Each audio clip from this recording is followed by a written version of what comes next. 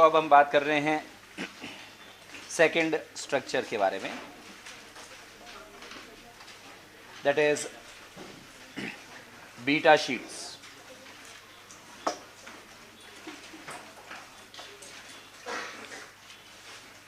Beta sheets could be of two different types.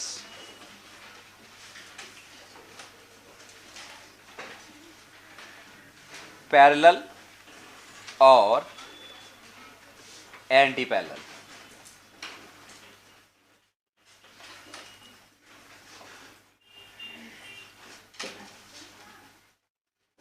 Parallel beta sheets, they are produced often when the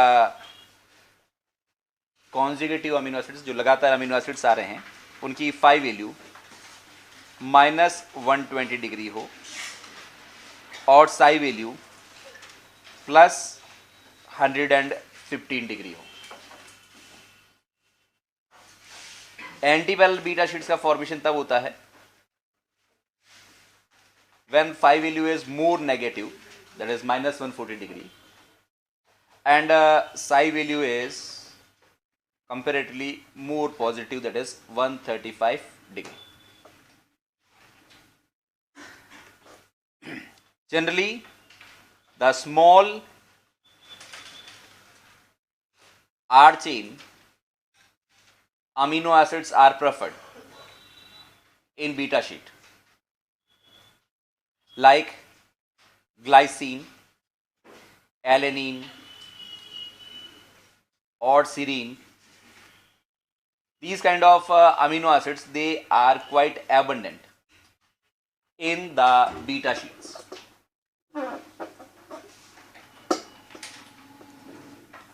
beta sheets के अंदर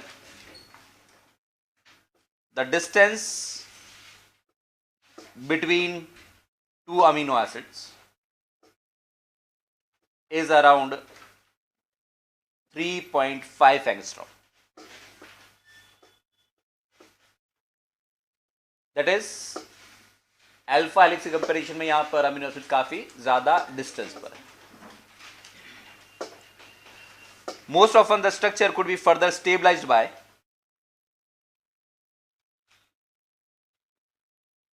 interchain hydrogen bonding. तो एक polypeptide दूसरे polypeptide के साथ hydrogen bonding कर रही हो, we'll say that it is a interchain, or in some cases even there could be intrachain hydrogen bonding. With in a polypeptide chain दो शीट्स आपस में हाइड्रोजन बॉन्डिंग कर सकती है।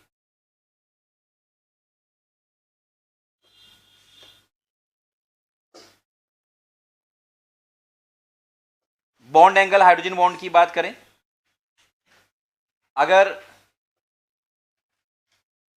पैरेलल तरीके की बीटा शीट्स है तो bond angle is approximately around 150 degree and this will make or will destabilize the beta sheets.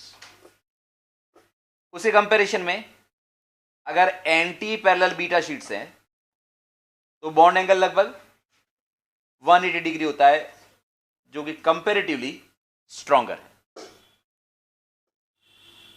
तो हाइड्रोजन बॉन्ड एंगल की बात कर रहे हैं हम।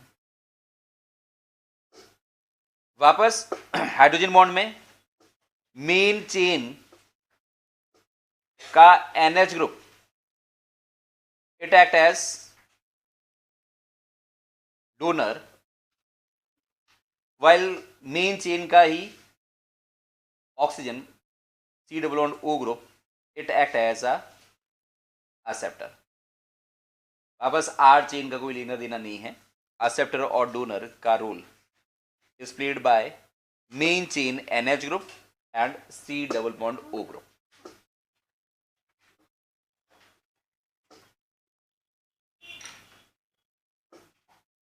इसको कुछ इस तरीके से ड्रॉ किया जा सकता है।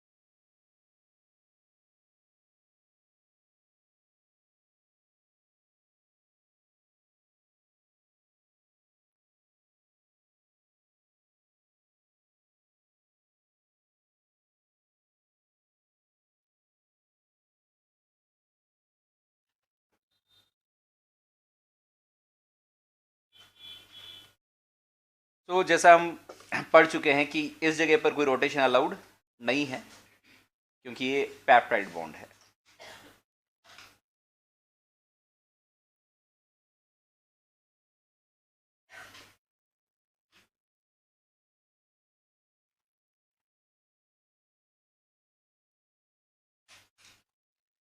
तो इन सब जगहों पर रोटेशन अलाउड नहीं होगा।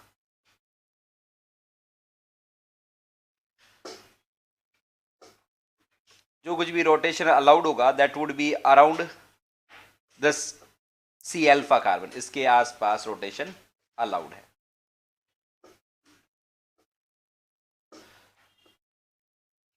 So again the rotation which is allowed at phi and psi, omega is fixed। पर इस बार हम कह रहे हैं फाई के ऊपर रोटेशन अगर माइनस है तो साई के ऊपर रोटेशन कैसा है, प्लस। इसलिए दोनों एटम्स सेम डायरेक्शन में नहीं, एक में रोटेशन अगर इस डायरेक्शन में कराया तो दूसरी जगह पर रोटेशन इस डायरेक्शन में कराएगा, तो वापस वहां पर स्ट्रक्चर हेलिकल बनने की बजाय प्लेटेड स्ट्रक्चर आएगा। वापस अगर इस जगह पर रोटेशन माइनस डायरेक्शन में कराया तो यहां पर वापस रोटेशन कैसा है, प्लस डायरेक्शन में, जिसकी वजह से स्ट्रक्चर में एक प्लेटेड अपीयरेंस आएगा, जिसकी वजह से एडजेसेंट अमीनो एसिड्स की R chain they would lie on a opposite side. जबकि हेलिकल स्ट्रक्चर में ये आर चेन थी, उसके पास वाले की आर चेन यहां थी, उसके पास वाले की आर चेन यहां पर थी, पास पास में थी हेलिकल्स में। पर यहां पर एक अमीनो एसिड की आर चेन इस साइड में तो दूसरे अमीनो एसिड की आर चेन ऑपोजिट साइड में। एक स्ट्रक्चर में प्लेटेड अपीयरेंस है। इस तरीके का ये जो स्ट्रक्चर बना, this structure is referred to as beta pleated sheet. और एक से ज्यादा बीटा प्लेटेड शीट अगर हो तो further they could be stabilize, this may be another beta pleated sheet. Pleated appearance होने की वजह से दो बीटा शीट्स एक दूसरे के पास पास आकर स्टैकिंग कर सकती है, क्योंकि इसका आर चेन इस ग्रूव में फिट हो जाएगा, इसका आर चेन यहां पर फिट हो जाएगा, इसका आर चेन इस ग्रूव में फिट हो जाएगा, इधर की तरफ आर चेन इधर आ जाएगा, इसका आर चेन इस ग्रूव में फिट हो जाएगा, इधर का आर चेन इस साइड में आ जाएगा, इसका आर चेन इस ग्रूव में फिट हो जाएगा। दे कैन स्टैक। और अगर दो बीटा शीट्स एक दूसरे के साथ स्टैकिंग करने लग जाए, पास पास में आ जाए प्लेटेड अपीयरेंस की वजह से, ऑब्वियसली प्लेटेड अपीयरेंस के लिए आर चेन जितनी छोटी है उतनी फायदे वाली बात है, ताकि प्लेटेड शीट्स हैं वो पास पास में स्टैकिंग कर सके। अगर ट्रिप्टोफैन फिनाइलिन एसिड बड़ी आर चेन होती तो वह स्टैकिंग प्रॉपर नहीं होती। ऐसा होने पर अगर हम ये मान लें कि हम दो शीट्स की जो बात कर रहे हैं, दो बोथ आर पैरेलल, पैरेलल का मतलब यहां पर NH ग्रुप होगा और यहां पर C double bond O group, वापस यहां पर क्या होगा NH ग्रुप, यहां पर C और R लिखा जा सकता है। इस तरीके से स्ट्रक्चर को ड्रॉ किया जा सकता है। वापस इधर की तरफ हमें C डबल बॉन्ड O बताना पड़ेगा, इधर की तरफ NH बताना पड़ेगा। अगर दो बीटा शीट्स, दोनों का N टर्मिनल इधर है, दोनों का C टर्मिनल इस साइड में, ऐसी बीटा शीट्स क्या कहलाएगी, parallel beta sheets. Parallel beta sheets में आप देखेंगे बॉन्ड एंगल 180 डिग्री नहीं है, बॉन्ड एंगल घटकर कितना हो गया है, 180 डिग्री से कम। सो एक NH इधर की तरफ है, एक C डबल बॉन्ड इधर की तरफ है, दोनों एक दूसरे के फ्रंट में नहीं है। The bond angle is approximately around 150 degree. इसलिए पैरेलल बीटा शीट्स बहुत रेयर, कम देखने को मिलती है, क्योंकि वह अनस्टेबल होती है। जो बॉन्ड एंगल है that is not exactly 180 degree, क्योंकि NH यहां है, C double bond O group यहां पर है, तो बॉन्ड एंगल है वो 180 डिग्री का नहीं होगा, 150 डिग्री के आसपास होगा। इसलिए बायोलॉजिकल सिस्टम में पैरेलल बीटा शीट्स बहुत कम देखने को मिलती है। अगर वही एंटी पैरेलल बीटा शीट्स हो, एंटी पैरेलल बीटा शीट्स का मतलब इधर की तरफ आप C टर्मिनस बताएंगे और इधर की तरफ आप N टर्मिनस बताएंगे, that is these two are lying in opposite direction. अगर आप एंटी पैरेलल ड्रॉ करेंगे स्ट्रक्चर तो क्या होगा कि जहां पर C डबल बॉन्ड है वहां पर क्या जाएगा, NH ग्रुप आ जाएगा, और जहां पर NH ग्रुप है वहां पर क्या आ जाएगा, C डबल बॉन्ड O आ जाएगा। सो इसका C double bond O NH group कुछ इस तरीके से आएंगे कि NH के सामने क्या आ जाएगा, और फिर बॉन्ड एंगल कितना हो जाएगा, 180 degree. That is now if the anti parallel beta sheets are there, तो anti parallel beta sheets they are more stable and common in occurrence. ज्यादातर जगहों पर जो बीटा शीट्स दिखाई देती है these are anti parallel type. अभी हमने दो बीटा शीट्स बताई, इस तरीके से दो से ज्यादा बीटा शीट्स भी आपस में स्टैक कर सकती है। एक बीटा शीट, ये दूसरी बीटा शीट, ये तीसरी बीटा शीट, इस तरीके से 4 और 5 beta sheets they can stack and further they could be stabilized by hydrogen bonding. और हाइड्रोजन बॉन्डिंग भी वापस मेन चेन का ही NH ग्रुप और C double bond O group करेगा। अब अगर ये सारी की सारी सेम ओरिएंटेशन में है तो इन्हें पैरेलल कह दिया जाएगा। अगर ये ऑपोजिट ओरिएंटेशन में तो इन्हें क्या कह दिया जाएगा? Anti parallel beta sheets. Anti parallel beta sheets they are more common. अगर ये अलग अलग पॉलीपेप्टाइड चेन्स हैं तो फिर हम कहेंगे यहां पर कौन सी हाइड्रोजन बॉन्डिंग हो रही है? इंटरचेन। पर ये एक ही पॉलीपेप्टाइड चेन का हिस्सा है जो घूमकर वापस यहां पर आ गया और वापस स्टैकिंग हो रही है। तो अब हम कहेंगे कि हाइड्रोजन बॉन्डिंग कैसे हो रही है? इंट्राचेन। मतलब हो सकता है एक ही पॉलीपेप्टाइड के कुछ शीट्स हैं जो आपस में स्टैकिंग कर रही है, तो will say that now hydrogen bonding is intrachain hydrogen bonding.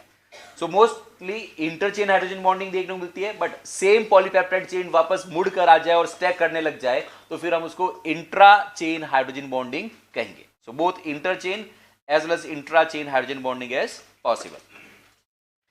यहां पर क्योंकि एक NH ग्रुप इस साइड में होगा, एक NH ग्रुप इधर की तरफ होगा, सो D2O के साथ अगर हम एक्सचेंज कराएं तो बीटा शीट स्ट्रक्चर है NMR स्पेक्ट्रोस्कोपी के दौरान। अगर हम D2O के साथ एक्सचेंज कराएं तो only 50% of amide hydrogen gate replaced. अगर रैंडम स्ट्रक्चर होता तो 50% से भी ज्यादा रिप्लेसमेंट होगा। अल्फा हेलिक्स है तो बहुत कम अमाउंट में रिप्लेसमेंट होगा। अगर बीटा शीट है तो almost 50% of the amide hydrogen could be replaced by deuterium hydrogen taken from a D2O।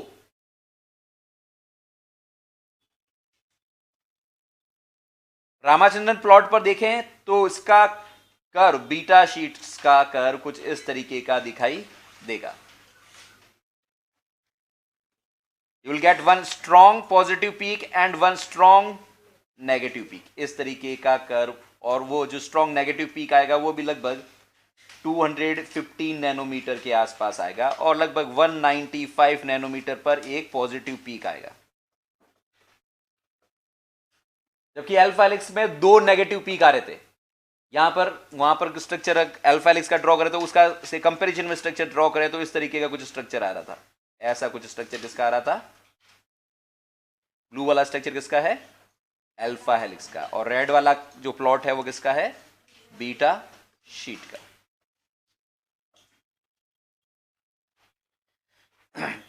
इस एक्सिस पर हम इलिप्टिसिटी को ड्रॉ कर रहे हैं। इसके लिए 0 प्लस भी हो सकती है और माइनस भी हो सकती है। और इस एक्सिस पर हम क्या प्लॉट कर रहे हैं? Wavelength of circular polarized light. So दो नेगेटिव पीक आते हैं तो वह अल्फा हेलिक्स है और एक ही नेगेटिव पीक आ रहा है तो इसका मतलब वह बीटा शीट स्ट्रक्चर है। दो नेगेटिव पीक आ रहे थे वो लगभग कहां पर आ रहे थे? 210 पर और 220 पर। और यहां पर एक जो स्ट्रॉन्ग नेगेटिव पीक आ रहा है वो कहां पर आ रहा है? 215 nanometre.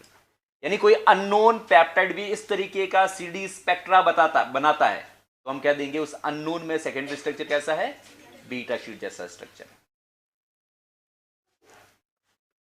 There are some proteins जहां पर बीटा शीट काफी एबंडेंट होता है, जैसे silk fibroin protein. Silk fibroin protein it is having an anti parallel beta sheets. Abundance में एंटी पैरेलल बीटा शीट्स ज्यादा देखने को मिलती है।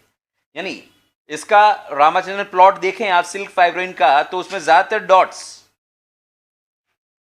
यहां पर यानी इस जगह पर कहीं पर दिखाई देंगे। ज्यादातर प्लॉट इस जगह पर कहीं पर, ज्यादातर डॉट्स यहां पर कहीं पर लाई करते हुए दिखाई देंगे। बहुत कम डॉट्स यहां पर या यहां पर दिखाई देंगे। बिकॉज इस जगह पर कौन सा सेकेंडरी स्ट्रक्चर बनता है? Anti parallel beta sheet. This is the location on a Ramachandran plot.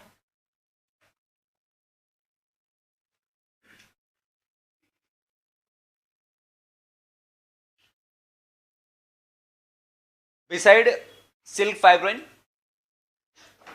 there is one regular structure जो आप कई जगहों पर देखेंगे इम्यूनोग्लोबुलिन फोल्ड कहा जाता है। तो इम्यूनोग्लोबुलिन फोल्ड के अंदर भी जो मेजर स्ट्रक्चर दिखाई देता है that is the anti parallel beta sheets.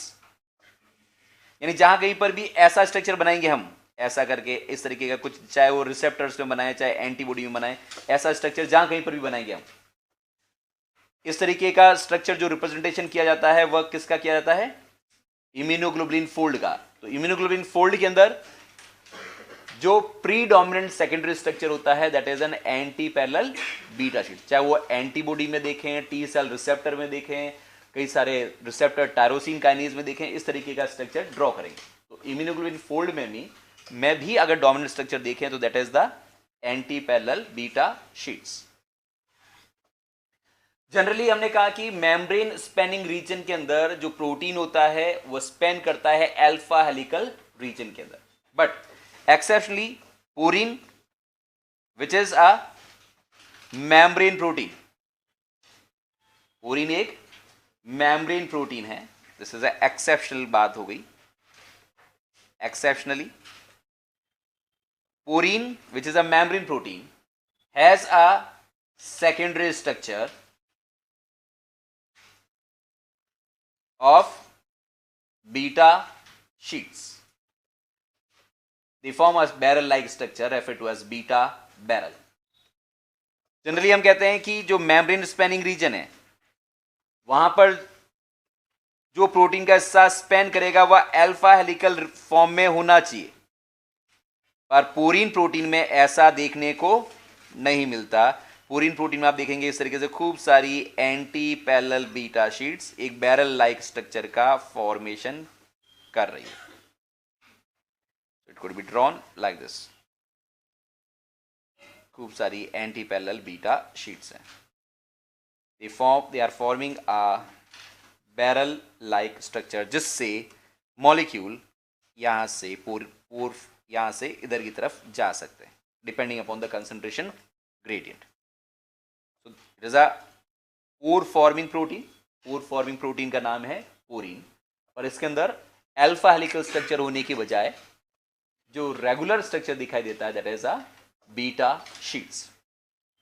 So this porine protein it is present in outer membrane of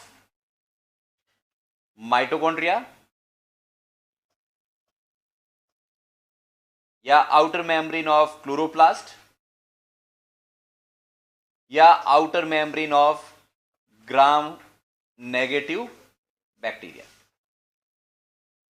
जिसकी वजह से इन सब की आउटर मेम्ब्रेन परमिएबिलिटी बैरियर का काम नहीं कर पाती, क्योंकि इन सब की मेम्ब्रेन के अंदर पोरीन प्रोटीन होता है जिससे सारे मॉलिक्यूल्स अब इस मेम्ब्रेन को क्रॉस कर पाते हैं। इनर मेम्ब्रेन माइटोकॉन्ड्रिया की हो, क्लोरोप्लास्ट की हो या इवन ग्राम नेगेटिव बैक्टीरिया की हो, इनर मेम्ब्रेन हम कहेंगे सेलेक्टिवली परमिएबल होती है। हर चीज इनर मेम्ब्रेन को क्रॉस नहीं कर सकते, पर कई सारे स्मॉल मॉलिक्यूल्स आउटर मेम्ब्रेन को आसानी से क्रॉस कर लेते हैं, क्योंकि वहां पर कौन से प्रोटीन प्रेजेंट होते हैं? पोरीन proteins, which has instead of alpha helix the secondary structure is beta sheet. So ये बातें जो हमने पढ़ी that is about the parallel and anti-parallel beta sheets. Then another secondary structure जो हम पढ़ सकते हैं that is a 310 helix.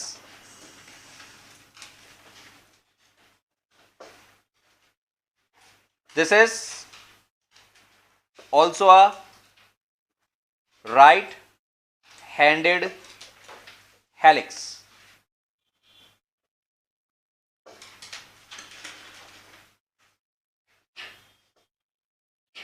One helix we can say has 3 amino acids and 10 atoms in between hydrogen bonded atoms. So one helix has 3 amino acids and there are 10 atoms between hydrogen bonded atoms. कहने का मतलब यहां पर hydrogen bonding 310 helix में n की n+3 के साथ होगी, n+4 के साथ होने की बजाय। n+4 तक अगर 13 एटम आ रहे थे तो एक अमीनो एसिड कम कर देंगे, इसका मतलब 3 एटम कम कर दिया आपने। तो अब ये क्या कहलाएगा? 310 helix. So hydrogen bonding is between nth amino acid with a n+3 amino acid. It is found when the phi value is around -50 or psi value is also negative, that is around -25. Then there is a formation of 310 helix. मतलब इस helix में comparatively laser number of amino acids आते हैं। ये alpha helix से compare करें तो ये हेलिक्स की विड्थ कम होगी, पतला होगा, लेकिन इसकी लेंथ ज्यादा होगी अल्फा हेलिक्स से कंपेयर करें तो। 310 हेलिक्स इस तरीके का होगा और 3.613 हेलिक्स इस तरीके का होगा। 3.613 हेलिक्स का मतलब अल्फा हेलिक्स। जितने ज्यादा अमीनो एसिड हेलिक्स में आ रहे हैं उतना ही डायमीटर बढ़ता जाएगा, जितने कम अमीनो एसिड एक हेलिक्स में रखोगे डायमीटर कम होता जाएगा। Here distance between two amino acids is approximately around 2 angstrom and the helix height is approximately 6 angstrom.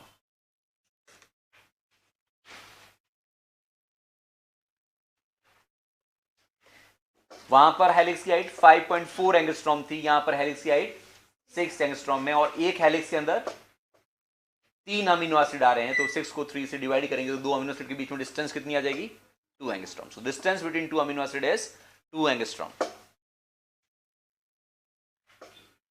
इस तरीके का helix, it is often such kind of 310 helix, we can say it is present at the ends of alpha helix.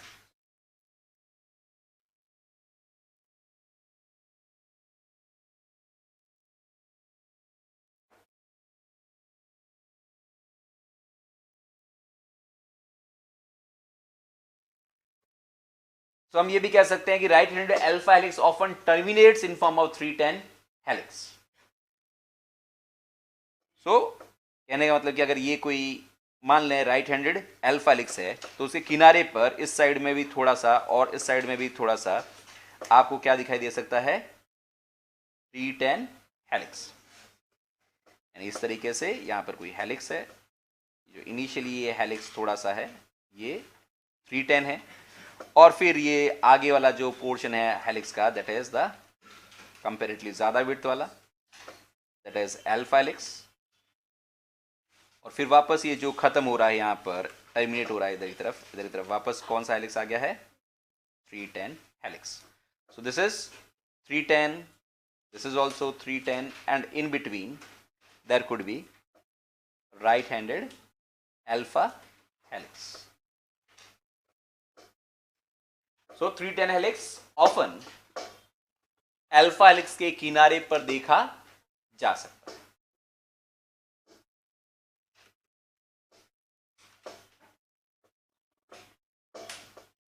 उसी तरीके से there may be one more right-handed helix that is referred to as pi helix. या पाई helix से पहले एक और बात कर लेते हैं, दैट इज 2.27 रिबन.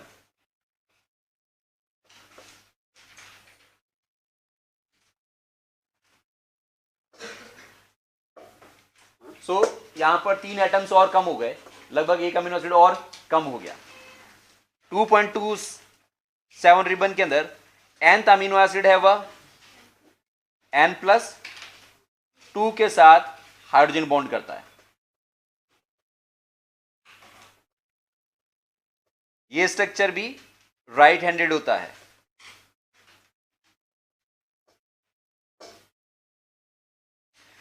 इस केस में डिस्टेंस बिटवीन 2 अमीनो एसिड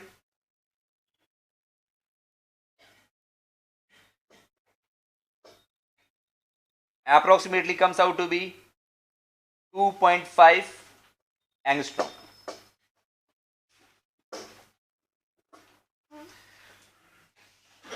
ये तब फॉर्म होता है जब फाई की वैल्यू लगभग -75 और साई की वैल्यू फाई की वैल्यू -75 और साई की वैल्यू लगभग -65 के आसपास.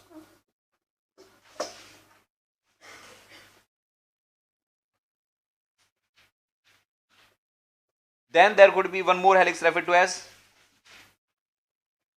pi helix.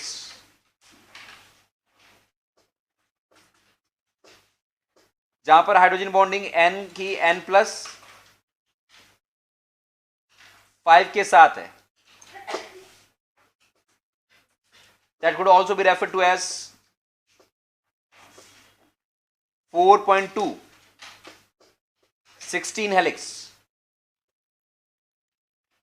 पाई हेलिक्स को 4.2 16 हेलिक्स भी कहा जा सकता है, because one helix has 4.6 amino acids and a distance of 16 atoms between nth amino acid and n+5. It is found when the phi value is approximately around -55 and psi value is approximately -70 degree. Pi helix में distance between two amino acids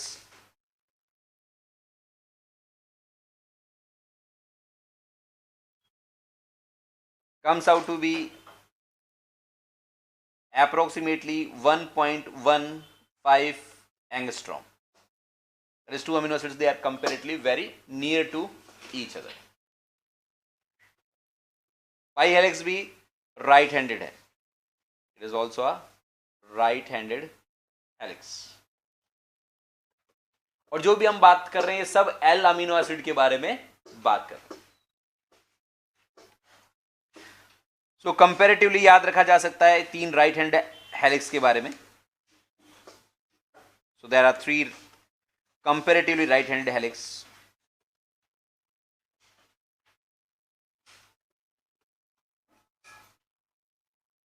Which include 310 helix, then there could be alpha helix, and then there could be pi helix. Width सबसे कम 310 की है और सबसे ज़्यादा width पाई helix की है. यहाँ पर हाइड्रोजन बॉन्डिंग n की n+3 के साथ, यहाँ पर n की n+4 के साथ, यहाँ पर हाइड्रोजन बॉन्डिंग n की n+5 के साथ. Distance between two amino acids हमने यहाँ पर पता की थी. Distance between two amino acids comes out to be 2 angstrom. Here distance between two amino acids come out to be 1.5 angstrom. Here the distance between two amino acids come out to be 1.15 angstrom. All three are right-handed helix, that is 310, alpha और pi helix. और जैसे हमने कहा कि alpha helix को आप 3.6, 13 helix भी कह सकते हैं, इसको 4.2, 16 helix भी कह सकते हैं, और ये तो उसका नाम 310 है ही. एक अमीनो एसिड की पोजीशन चेंज होने के बाद there is a change of 3 atoms. Then beside these different kind of helix, some turn like structures they could also be observed. So we are talking about first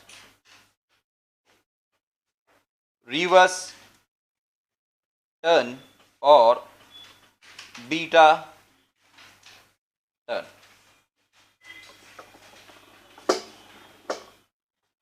So the structure which is observed somewhere here, कि ये कोई suppose beta sheet है, ये वापस कोई यहाँ पर beta sheet है.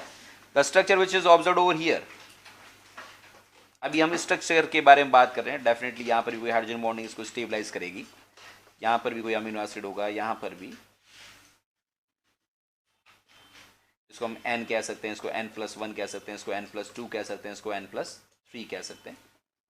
जो ग्रीन कलर से हमने पोर्शन यहाँ पर ड्रॉ कर रखा है, इतने से सेकेंड स्ट्रक्चर को हम फोकस कर रहे हैं. Then this would be referred to as reverse turn और बीटा टर्न, जहां से पॉलीपेप्टाइड चेन वापस टर्न ले रही है. So in case of reverse turn, often you will find or beta turn there are 4 amino acids, जिसको हम n, n+1, n+2 और n+3 लिख सकते हैं. These are the 4 amino acids which are making a reverse turn. जहां पर nth amino acid है वह n+3 के साथ हाइड्रोजन बॉन्डिंग करता है. There is a hydrogen bonding between an nth amino acid with a n+3 amino acid, and n+1 and n+2 they do not participate in hydrogen bonding. वह hydrogen bonding में participate नहीं करते, नहीं तो फिर वो 310 हेलिक्स बनना शुरू हो जाएगा अगर लगातार हाइड्रोजन बॉन्डिंग कंटिन्यूअस होती गई तो. सो n+1 पोजीशन पर जो है और n+2 पोजीशन पर जो अमीनो एसिड्स हैं वह हाइड्रोजन बॉन्डिंग पार्टिसिपेट नहीं करते. And most often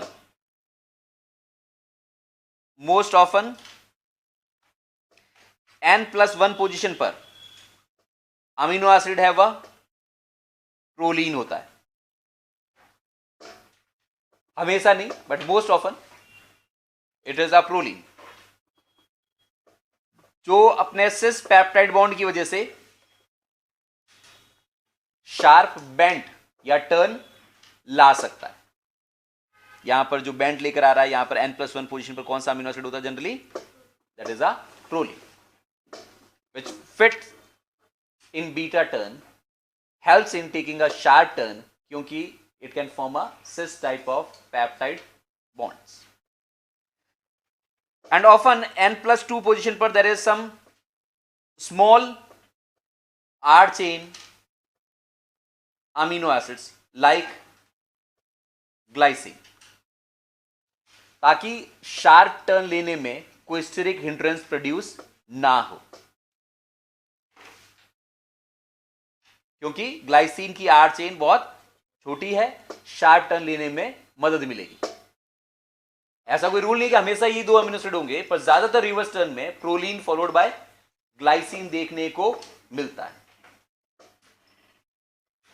depending upon कि n+1 और n+2 पोजीशन पर किस तरीके की फाई और साई वैल्यूज है, उसके हिसाब से रिवर्स टर्न को भी कई टाइप में डिवाइड किया जा सकता है. जैसे टाइप 1 रिवर्स टर्न में n+1 पोजीशन और n+2 पोजीशन की बात करें, फाई और साई की वैल्यू, उसके बेसिस पर हम पता करना चाहें कि टाइप 1, तो टाइप 1 पर रिवर्स टर्न के अंदर फाई की वैल्यू इसकी माइनस, फर्स्ट अमीनो एसिड की फाई वैल्यू -60 होती है, साई वैल्यू -30 होती है, सेकेंड अमीनो एसिड की फाई वैल्यू -90 और साई वैल्यू 0 डिग्री हो. तो इस तरीके का reverse turn type 1 reverse turn कहलाता है. तो टाइप 1' में सब वैल्यू प्लस हो जाएगी, all values will become plus if it is a type 1'. Type 2 reverse turn है तो इट इज -60 +120 +80 0. तो टाइप 2' हो तो सब चीजें रिवर्स हो जाएगी, +60 हो जाएगा, -120 हो जाएगा, -80 हो जाएगा और 0. इस तरीके से खूब सारे टाइप के अंदर डिवाइड, इसको टाइप 3, इस तरीके से कई टाइप में इसको डिवाइड किया जा सकता है. कुल मिलाकर अगर हमें n+1 पोजीशन और n+2 पोजीशन पर जो अमीनो एसिड्स हैं उनकी कोई साई फाई वैल्यू बताए, तो हम ये बता सकते हैं कि वो टाइप 1 है, टाइप 2 है, या टाइप 1' है, या टाइप 2'. क्योंकि there are these 4 amino acids, जिसको हम कह सकते हैं there could be X, then there could be n+1 1, then there would be an N+2, then there would be Y, और इधर की तरफ मान लो C डबल बॉन्ड O के साथ हमने कोई अमाइड जोड़ दिया, इधर की तरफ हमने कोई मान लो एसीटेट जोड़ दिया। तो डिसीजन किसके बेसिस पर होता है? On basis of amino acid number N+1 and N+2। उसकी 5 साई वैल्यू क्या है, उसके ऊपर डिसाइड होता है कि रिवर्स टर्न किस तरीके का है।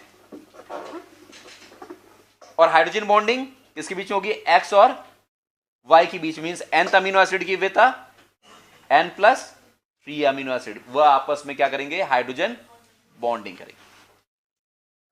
इस तरीके के स्ट्रक्चर को रिवर्स टर्न कहा जाता है। तो हमने कहा कि प्रोलीन जो नॉर्मल रेगुलर सेकेंडरी स्ट्रक्चर में फिट नहीं होता, वह देखा कहां जा सकता है? रिवर्स टर्न में या बीटा टर्न में। हमेशा प्रोलीन हो कोई जरूरी नहीं है। एस्पार्टेट ग्लाइसिन भी हो सकता है, कुछ जगहों पर ग्लूटामेट ग्लाइसिन भी हो सकता है, क्योंकि डिफरेंट तरीके की रिवर्सन है। टाइप 1 और टाइप 2 के अंदर फर्स्ट पोजीशन पर प्रोलीन होता है, पर ये सिर्फ 2 ही टाइप की रिवर्स टर्न हो ऐसा कोई जरूरी नहीं है। टाइप 2 के अंदर तो फिक्स है कि फर्स्ट पोजीशन पर प्रोलीन होगा और सेकंड पोजीशन पर ग्लाइसिन होगा। टाइप 2 जो रिवर्स टर्न है उसके अंदर फिक्स्ड है कि फर्स्ट पोजीशन पर प्रोलीन है और सेकंड पोजीशन पर glycine.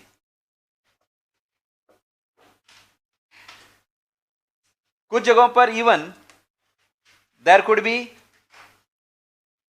Gamma turn, beta turn की बजाय गामा टर्न भी हो सकता है। गामा टर्न में nth अमीनो एसिड है वह N+2 के साथ हाइड्रोजन बॉन्डिंग करता है, बीच वाला amino acid N+ hydrogen bonding participate नहीं करता, और वो कर भी नहीं सकता क्योंकि यहां पर अमीनो एसिड जनरली प्रोलीन होता है। प्रोलीन का नाइट्रोजन आपको पता है, हाइड्रोजन बॉन्डिंग करने के लिए नाइट्रोजन के साथ H होना जरूरी है, पर प्रोलीन के पास प्रोलीन हाइड्रोजन डोनर की तरह काम नहीं कर सकता, क्योंकि साइक्लिक स्ट्रक्चर होने की वजह से नाइट्रोजन से अब के पास कोई फ्री हाइड्रोजन नहीं। सो गामा टर्न में N+1 पोजीशन पर प्रोलीन होता है, इसलिए वो हाइड्रोजन बॉन्डिंग नहीं करता। तो फिर हाइड्रोजन बॉन्डिंग किसके बीच में होती है? nth अमीनो एसिड की N+2 अमीनो एसिड के बीच में। Means it is more sharper turn. हम ये इस तरीके से और ज्यादा शार्प टर्न कह सकते हैं कि यहां पर कोई nth अमीनो एसिड है, यहां पर कोई N+1 अमीनो एसिड है, और यहां पर N+2 अमीनो एसिड, N और N+2 अमीनो एसिड आपस में, सॉरी N और N+2 अमीनो एसिड आपस में हाइड्रोजन बॉन्ड कर रहे हैं, और यहां पर अमीनो एसिड कौन है? प्रोलीन, जिसकी N+1 पोजीशन पर जो 5 वैल्यू है वो लगभग +75 साई की वैल्यू इस पोजीशन पर जो अमीनो एसिड होता है, और उसकी साई की वैल्यू लगभग -65 या 60 डिग्री के आसपास वैल्यूज होगी। So that is about another secondary structure referred to as gamma turn.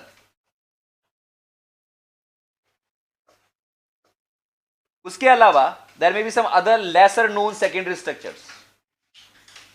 For example, अगर हम प्रोलीन प्रोलीन प्रोलीन को ही आपस में ऐड कर दें,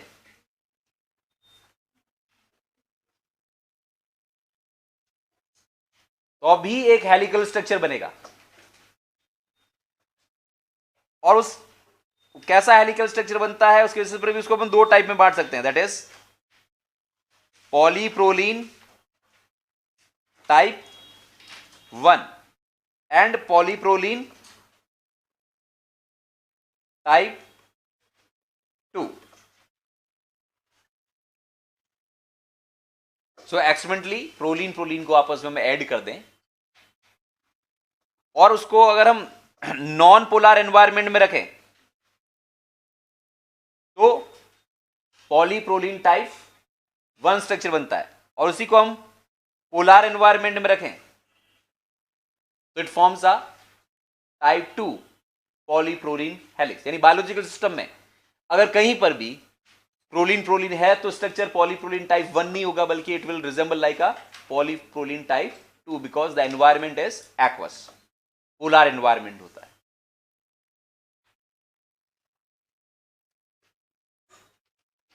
पॉलीप्रोलीन टाइप 1 के अंदर फाई की वैल्यू लगभग -75 और साई की वैल्यू प्लस 160 डिग्री के आसपास होती है। यहां पर फाई की वैल्यू -75 और साई की वैल्यू लगभग प्लस 150 डिग्री होती है। पॉलीप्रोलिन टाइप 1 हेलिक्स राइट हैंडेड है, तो टाइप 2 हेलिक्स लेफ्ट हैंडेड है।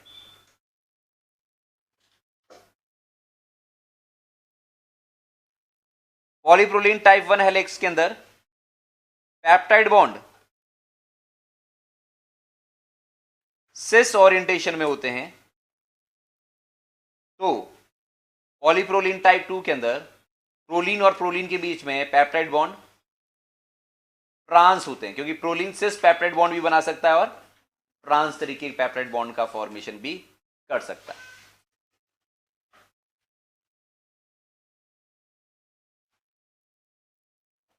One helix, it has approximately 3.3 amino acid, and here one helix has 3 amino acid. So polyproline type 1 में there are 3.3 amino acids, while polyproline type 2 के अंदर there are 3 amino acids per helix. Distance between two amino acids here comes out to be approximately 1.8 angstrom. Here the distance between two amino acids comes out to be 3.1 angstrom.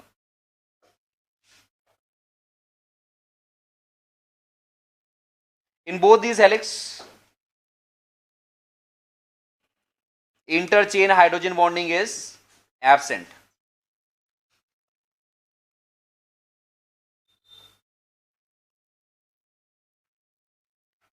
जैसे हमने इससे पहले 310 helix भी पढ़ा, alpha helix भी पढ़ा, पाई helix भी पढ़ा, पर उन सब में हाइड्रोजन बॉन्डिंग है, या तो N+3 की या N+4, N+5।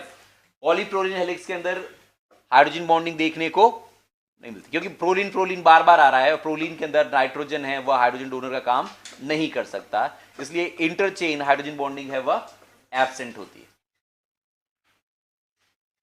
पॉलीप्रोलिन टाइप 1 हेलिक्स कहीं पर भी बायोलॉजिकल सिस्टम में देखने को नहीं मिलता, पर पॉलीप्रोलिन टाइप 2 हेलिक्स कई जगहों पर, स्पेशली कई सारी डोमेन्स होती है जो प्रोलिन रिच होती है, वहां पर पॉलीप्रोलिन टाइप 2 हेलिक्स देखा जा सकता है। एक और helix, that is collagen helix, which was first time identified in a protein collagen,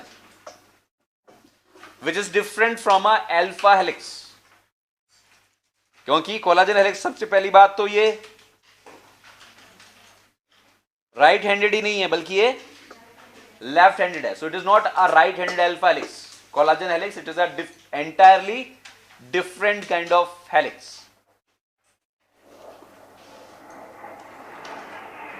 Phi value is -50 degree, while the psi value is +150 degree. तो इससे भी समझ में आ जाना चाहिए कि अल्फा हेलिक्स नहीं है, क्योंकि वहां पर दोनों वैल्यू माइनस थी, इसमें एक वैल्यू माइनस है और एक वैल्यू प्लस है। There is no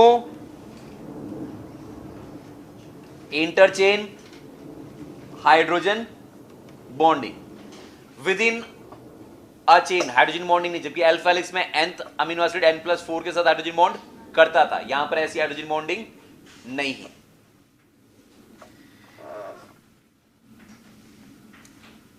इंट्राचेन hydrogen bonding is absent. Interchain present हो सकती है, बट इंट्राचेन इज एब्सेंट। यहां पर जो पेप्टाइड बॉन्ड है, they are in a trans orientation, जो कि नॉर्मली सभी जगह पर होते हैं। उसी तरीके से यहां पर भी पेप्टाइड बॉन्ड ट्रांस ओरिएंटेशन में, चाहे प्रोलीन भी है तो भी जो पेप्टाइड बॉन्ड है वह ट्रांस ओरिएंटेशन में होगा। यानी कोलाजन में आप देखेंगे ज्यादातर जगह सीक्वेंस ऐसी आएगी, glycine, XY, again there would be glycine XY। ये रिपीटेटिव सीक्वेंसेस दिखाई देगी कोलाजन में, और इससे जो हेलिक्स बनता है उसे हम कोलाजन हेलिक्स कहते हैं। और जनरली, हमेशा नहीं पर ज्यादातर जगहों पर X पोजीशन पर प्रोलीन हो सकता है, तो Y पोजीशन पर there could be a hydroxy proline. अगर प्रोलीन या हाइड्रोक्सी प्रोलीन है भी तो अभी बॉन्ड सिस नहीं होंगे, यहां पर बॉन्ड कैसा होगा, ट्रांस तरीके का। So most often X position may contain proline while Y position may contain a hydroxyproline.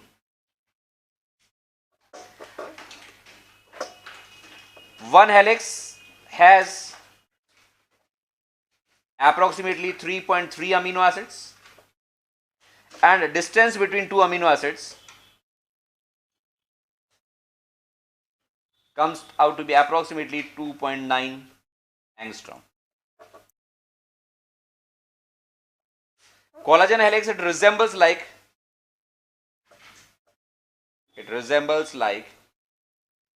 polyproline type 2 helix.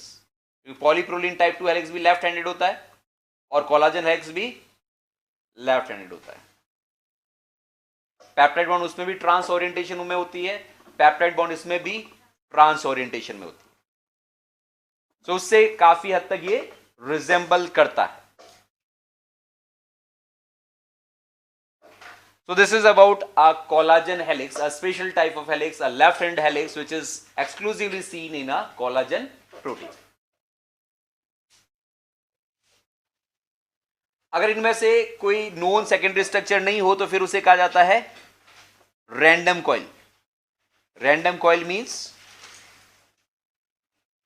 where there is a no regular secondary structure, कोई भी सेकेंडरी स्ट्रक्चर ना हो, लगातार अमीनो एसिड इस तरीके से आ रहे हो, they are not fitting into any of the secondary structure, किसी में भी वो फिट नहीं हो रहे हैं, तो फिर then it would be referred to as random coil structure. Heating करने पर भी अल्फा हेलिकल स्ट्रक्चर को रैंडम कॉइल में या बीटा शीट स्ट्रक्चर को भी रैंडम कॉइल में कन्वर्ट किया जा सकता है, और रैंडम कॉइल वापस कूलिंग होने पर अल्फा हेलिक्स या बीटा शीट में कन्वर्ट हो सकता है। So this is about the different kind of secondary structure. Secondary structure are the local structures in a consecutive amino acids, कि लगातार जो अमीनो एसिड्स आ रहे हैं वो लोकली किस तरीके के स्ट्रक्चर को फॉर्म कर रही है उसे क्या कहा जाएगा, सेकेंडरी स्ट्रक्चर। यानी स्टार्टिंग के कुछ अमीनो एसिड्स इस तरीके से स्ट्रक्चर बना रहे हैं, इसे सेकेंडरी स्ट्रक्चर कहा जाएगा। फिर आगे कुछ अमीनो एसिड्स इस तरीके का हो सकता है कोई स्ट्रक्चर नहीं बना रहे हैं, फिर वापस हो सकता है आगे कुछ अमीनो एसिड्स ऐसा कुछ स्ट्रक्चर बना रहे हैं जिसे, so these are the different kind of secondary structures. छोटे से प्रोटीन में भी कई तरीके के स्ट्रक्चर्स हो सकते हैं। तो जो भी हमने यहां पर ड्रॉ किए हैं, there are variety of secondary. Alpha helix भी है, ग्रीन वाला पोर्शन रैंडम कॉइल भी है, ब्लैक वाला पोर्शन टर्न भी है, ब्लू वाला वापस पोर्शन आ रहा है, रेड वाला पोर्शन एंटीपैरेलल बीटा शीट्स भी है, और ब्लू वाला पोर्शन वापस अल्फा हेलिक्स है। सो सिर्फ सेकेंडरी स्ट्रक्चर मतलब we are focusing on this structure, सिर्फ इस स्ट्रक्चर को जब तक फोकस करेंगे this would be referred to as secondary structure. So a polypeptide chain may have variety of secondary structure. 200 amino acid की polypeptide chain भी है, तो स्टार्टिंग के 20 अमीनो एसिड कुछ अलग सेकेंडरी स्ट्रक्चर बना सकते हैं, 20 से 30 वाले कुछ अलग सेकेंडरी स्ट्रक्चर बना सकते हैं, 30 से 40 वाले कुछ अलग तरीके के सेकेंडरी स्ट्रक्चर का फॉर्मेशन कर सकते हैं। That depends upon the amino acid sequence, in other words depends upon a psi and phi values. Then the secondary structure is not a final structure, क्योंकि सेकेंडरी स्ट्रक्चर के बाद सारी are chain कहां पर है, इसके कांटेक्ट में है। तो बीटा शीट में कुछ आर चेन छुपी हुई होगी अगर वो एंटी पैरेलल है तो, बट कई सारी आर चेन अब किसके कांटेक्ट में आ रही है, वाटर में।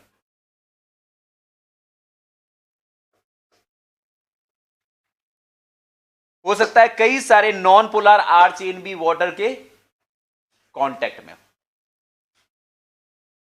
वाटर इस स्ट्रक्चर को ऐसा कभी मेंटेन नहीं रहने देगा, वह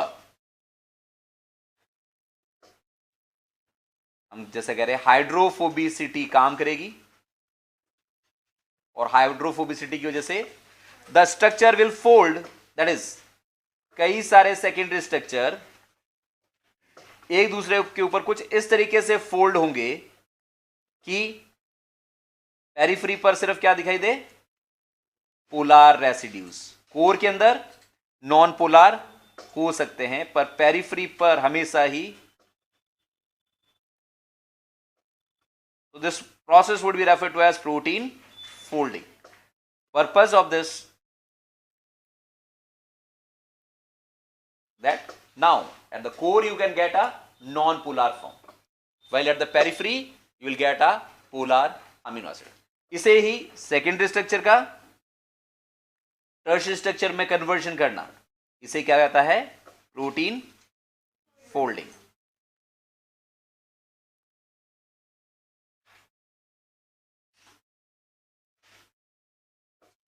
which is mainly hydrophobic driven. Thermodynamics के हिसाब से बात करें तो प्रोटीन फोल्डिंग प्रोसेस के दौरान डेल्टा जी में क्या चेंज आना चाहिए, ऑब्वियसली नेगेटिव, नहीं तो प्रोसेस होता ही नहीं। अगर प्रोटीन अपने आप फोल्ड हो रहा है मतलब change in delta G is negative. Negative change का मतलब it will attaining a minimum free energy. जितनी ज्यादा मिनिमम फ्री एनर्जी होगी उतना ही नेगेटिव चेंज ज्यादा होगा।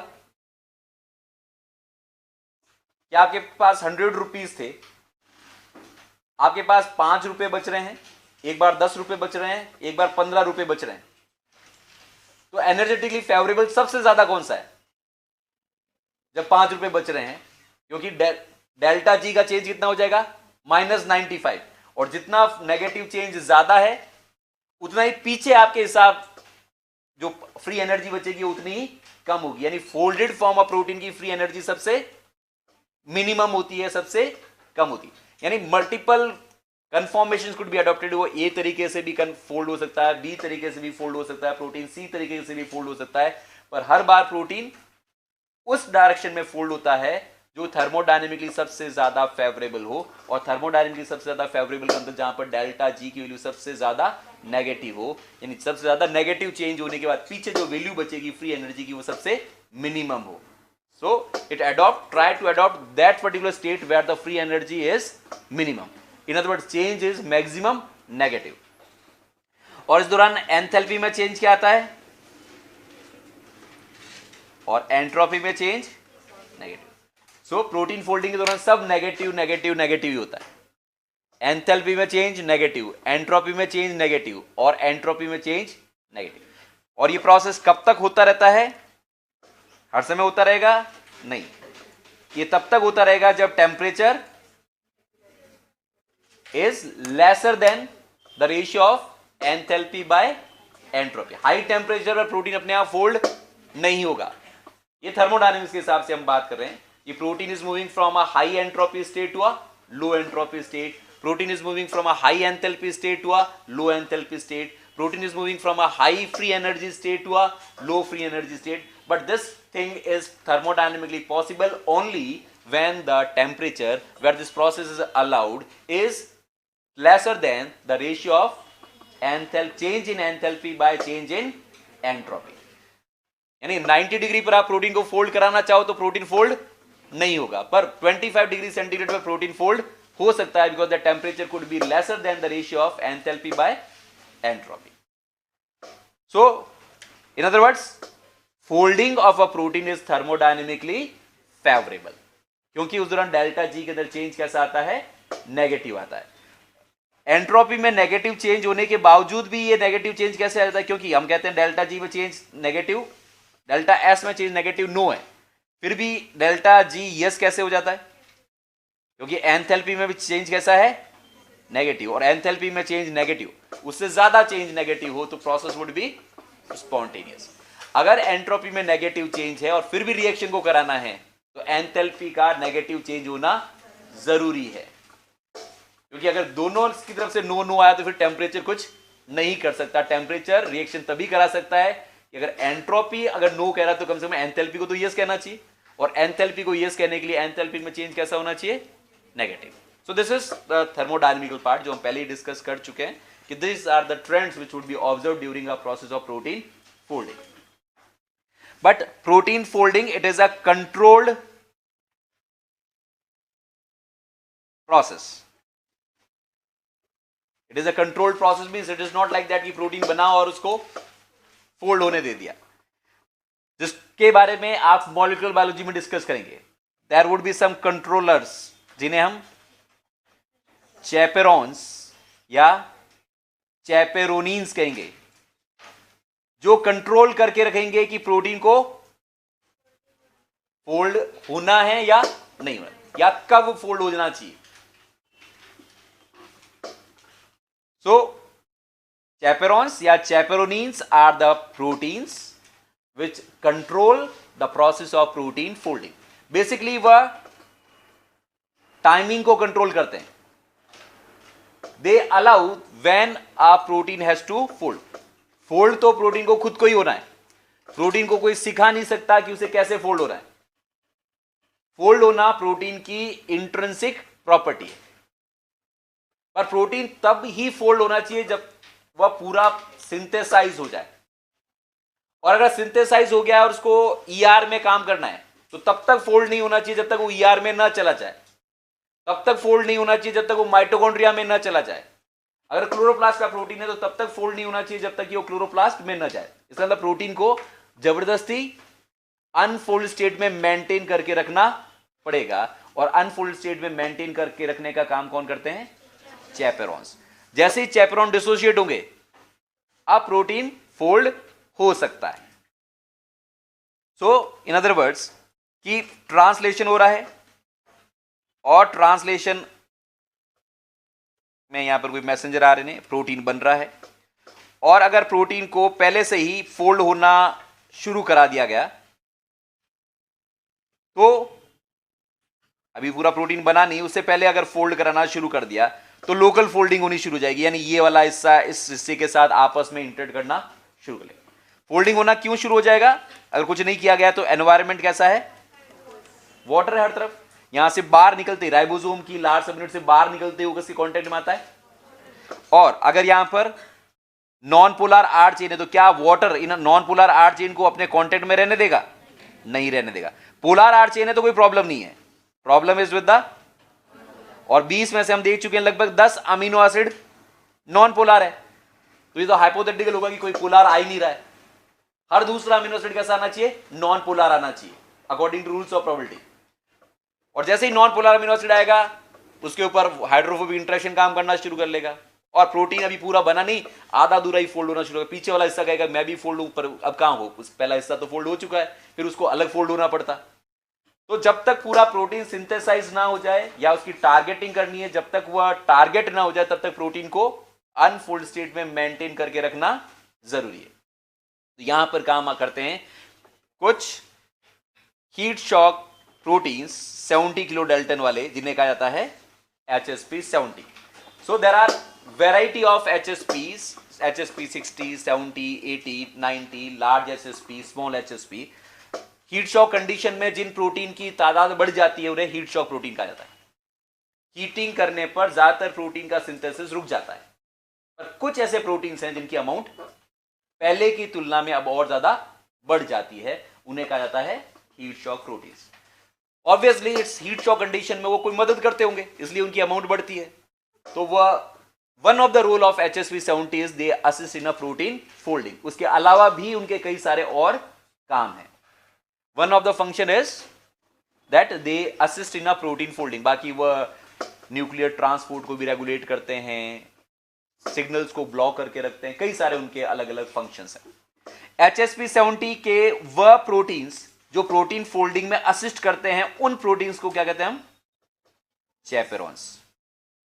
जैसे कि ई कोलाई में बात करें तो चैपेरोन का एग्जांपल हो गया एक डीएनए के, या यूकेरियोट में बात करें जैसे ईआर के अंदर तो उसका नाम यहां पर भी हम लिख सकते हैं BIP is an example of the HSP70 which act as a chaperones, ER में काम करता है।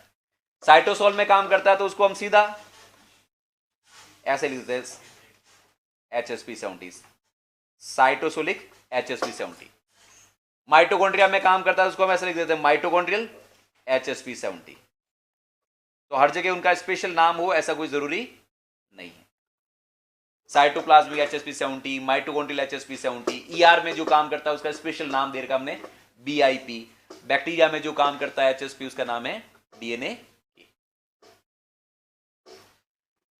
These proteins they have a hydrophobic pocket।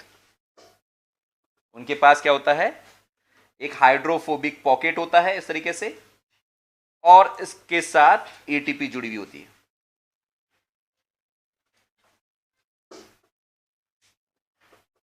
Hydrophobic pocket means it can interact with a hydrophobic R chains. जैसे ही protein synthesis होती है और कोई हाइड्रोफोबिक आर चेन आती है, हाइड्रोफोबिक आर चेन आते ही इसके ऊपर कौन आकर बाइंड हो जाता है, चैपेरॉन्स। इन सब जगहों पर चैपेरॉन्स आकर बाइंड हो गए, और चैपेरॉन्स आकर बाइंड हो गए मतलब अब हाइड्रोफोबिक आर चेन वाटर के कांटेक्ट में नहीं है, और वाटर के कांटेक्ट में नहीं है तो इसका मतलब प्रोटीन फोल्ड नहीं होगा। सो हाइड्रोफोबिक पॉकेट जैसे ही बाइंड होगा, इसके साथ कोई चैपेरॉन असिस्टेड प्रोटीन होगा, वह एटीपी को हाइड्रोलाइज कर एडीपी में कन्वर्ट कर देगा, और जैसे ये एडीपी बाउंड फॉर्म में है तो इसकी एफिनिटी आर चेन के लिए बढ़ जाती है। एटीपी वाली फॉर्म में it has loose affinity, and ADP bound form में it is having a comparatively higher affinity. अब पकड़ कर बैठा हुआ है। अगर इसको वापस डिसोशिएट कराना है, यानी पूरा प्रोटीन बन गया, उसके बाद ही चैपेरॉन्स हट जाने चाहिए, क्योंकि चैपेरॉन्स हटेंगे तो फिर प्रोटीन फोल्ड होगा। अगर चैपेरॉन्स को हटाना है तो उस दौरान आपको क्या करना पड़ेगा, इसकी एडीपी को रिप्लेस कराकर क्या करना पड़ेगा,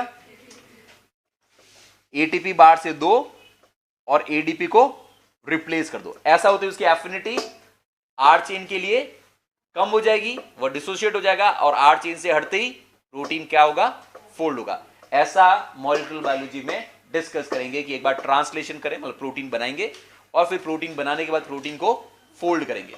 तो फोल्डिंग के अंदर काम करते हैं कुछ प्रोटीन्स जिन्हें कहा जाता है HSP70, और HSP70 हाई एफिनिटी कब रखते हैं, जब वो किस बाउंड फॉर्म में होते हैं, एडीपी में, और रिलीज कब कराया जा सकता है उनको, जब वह एटीपी बाउंड फॉर्म में हो।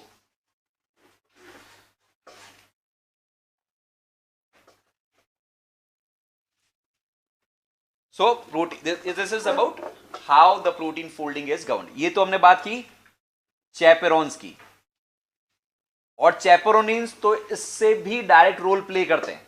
इससे भी डायरेक्ट रोल प्ले करने का मतलब they form a barrel like structure. इस तरीके से एक ड्रम लाइक स्ट्रक्चर या बैरल लाइक स्ट्रक्चर का फॉर्मेशन करते हैं। ये भी आप आगे डिटेल में पढ़ेंगे मॉलिक्यूलर बायोलॉजी में। They form a drum like structure. For example this is grow EL, और इसके अंदर अनफोल्डेड प्रोटीन अंदर एंटर होता है, और वापस जब वो बाहर निकलता है तो वह फोल्डेड फॉर्म में बाहर निकलता है। तो इस तरीके से कह सकते हैं कि चैपेरोनिन प्रोटीन का चेंजिंग रूम है।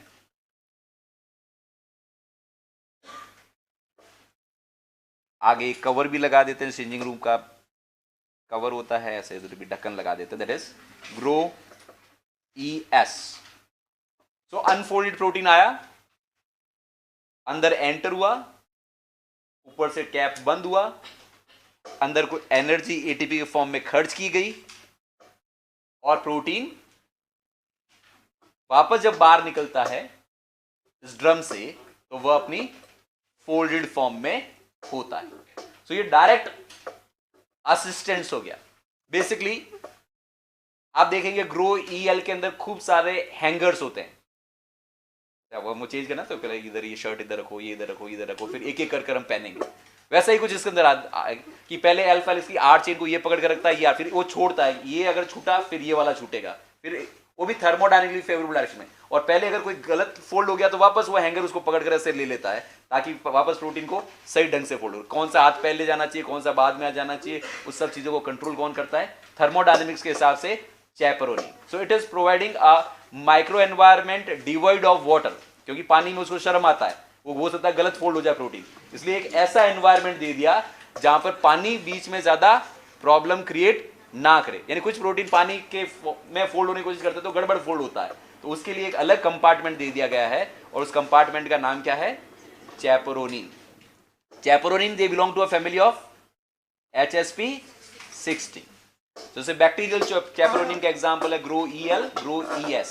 तो ऐसे ही यूकेरियोट में आप पढ़ेंगे तो यूकेरियोट में जो होंगे these would be referred to as TRIC, TRIK. These are some of the proteins जो ड्रम लाइक स्ट्रक्चर फॉर्म कर रहे हैं। ट्रिक जिसमें एक C है और एक K है। जैसे यहाँ GRO-ES और GRO-EL है, ऐसे यूकेरियोटिक सिस्टम में TRIC and TRIK, they are playing a role of chaperonin। चैपरोनिन में डायरेक्ट एटीपी का खर्च होता है, जबकि चैपेरोन्स के अंदर चैपरोन को हटाने के लिए हमें एटीपी देनी पड़ती है। प्रोटीन फोल्डिंग में वहां एटीपी खर्च करने की जरूरत नहीं है, यहां पर प्रोटीन फोल्डिंग कराने के लिए भी एटीपी खर्च करनी पड़ती है। क्या प्रोटीन फोल्डिंग अभी हमारा टॉपिक नहीं है, अभी सिर्फ इतना सा बात है कि secondary structure readily tertiary structure में कन्वर्ट हो ऐसा जरूरी नहीं है, उस प्रोसेस को भी कंट्रोल करके रखा जाता है। प्रोटीन जब फोल्ड होता है उसको थर्मोडायनेमिकल एनर्जी फनल मॉडल से भी एक्सप्लेन किया जा सकता है, हालांकि वो बहुत सिंपल सी बात, डायग्रामेटिक रिप्रेजेंटेशन जो हमने बातें कही है थर्मोडायनेमिक्स की उसी का डायग्रामेटिक रिप्रेजेंटेशन है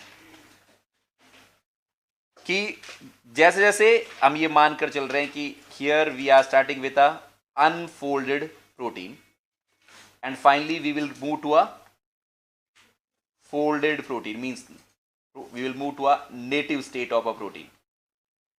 इस दौरान क्या चेंजेस देखने को मिलते हैं? तो इस दौरान इनिशियली एंट्रोपी सबसे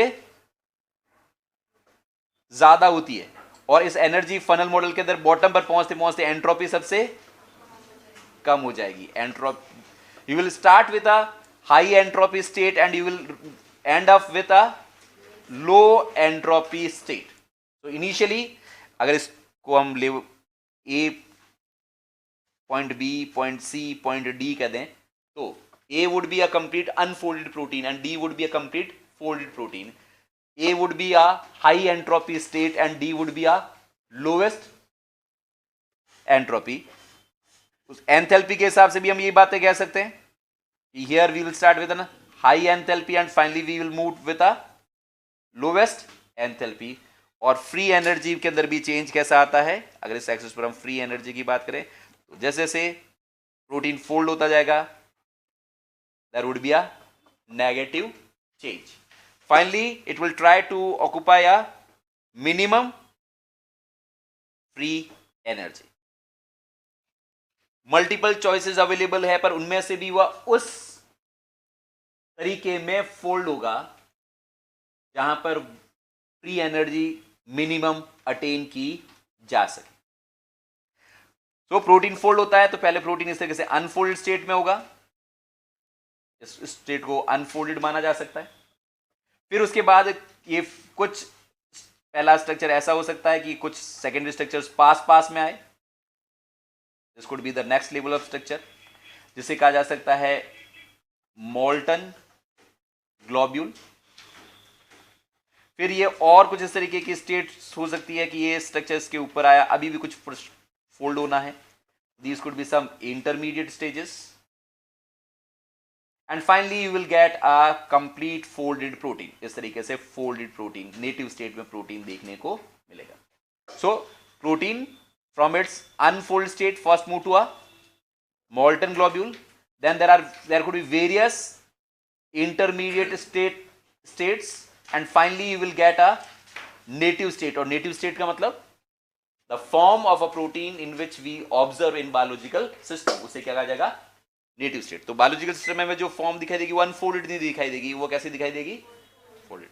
So A से B, B से C, C से D, we are moving from an unfold state to a molten globule, then there are transition state intermediates, and finally we are moving to the fully folded form of protein.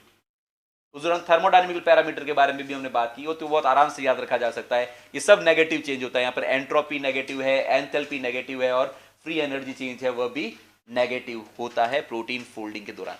पर जैसे हमने कहा, this process is thermodynamically feasible only when temperature is lower than the ratio of enthalpy by entropy. otherwise हो सकता है protein fold ना हो. तब तक ही फोल्ड हो सकता है जब तक डेल्टा जी की वैल्यू नेगेटिव आए, और डेल्टा जी की वैल्यू नेगेटिव तब तक ही आएगी जब तक टेम्परेचर कम हो. सो this is energy flow model की एनर्जी ऐसे कम कम कम कम होती जा रही है, और फाइनली वह टिप पर पहुंच गए, वहां पर अब एनर्जी सबसे कम है. इनिशियली फनल का माउथ सबसे बड़ा होता है, सबसे high energy state, high entropy से स्टार्ट कर रहे हो, and you are moving at the tip of funnel. जब एंड टर्मिनेट हो रहा है तो बहुत लो एनर्जी स्टेट पर है. So this is how protein get fold. Now सभी प्रोटीन के अंदर अभी तक जो हमने बताया है उस तरीके की फोल्डिंग हो कोई जरूरी नहीं है. अब तक जो हमने ज्यादातर ग्लोबुलर प्रोटीन्स हैं, ग्लोबुलर प्रोटीन्स के अंदर ग्लोबल फोल्डिंग होती है. ग्लोबल फोल्डिंग को हम ओवरऑल फोल्डिंग भी कह सकते हैं.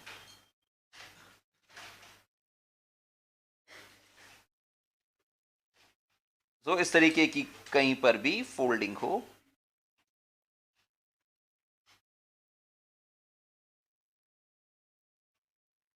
तो we will say that this protein is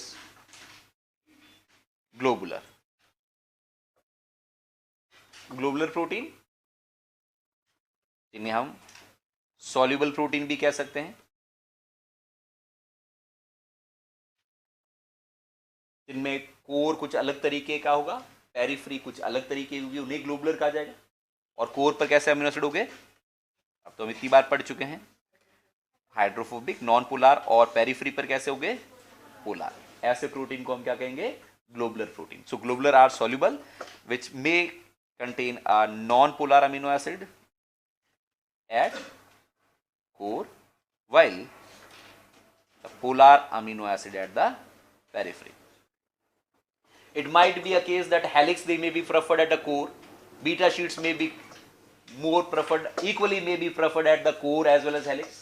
Turns they are more preferred at the periphery. जो turns हैं वो कहाँ पर prefer हो रहे हैं ज्यादा, periphery.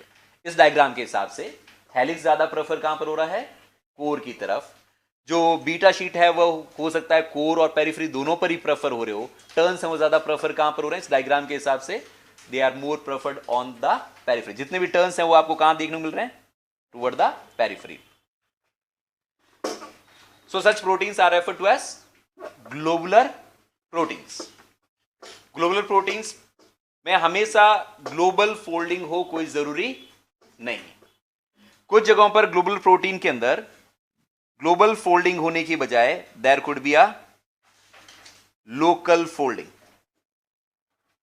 प्रोटीन तो ग्लोबुलर है, but instead of a global folding there could be a local folding. यानी कुछ ऐसी कंडीशन दिखाई दे सकती है कि ये कोई हेलिकल स्ट्रक्चर है, ये पहले यहां पर कुछ फोल्ड हुआ, फिर एक कोई फ्लेक्सिबल हिंज आ गया, और बाकी का पॉलीपेप्टाइड चेन यहां पर वापस फोल्ड हो रही है.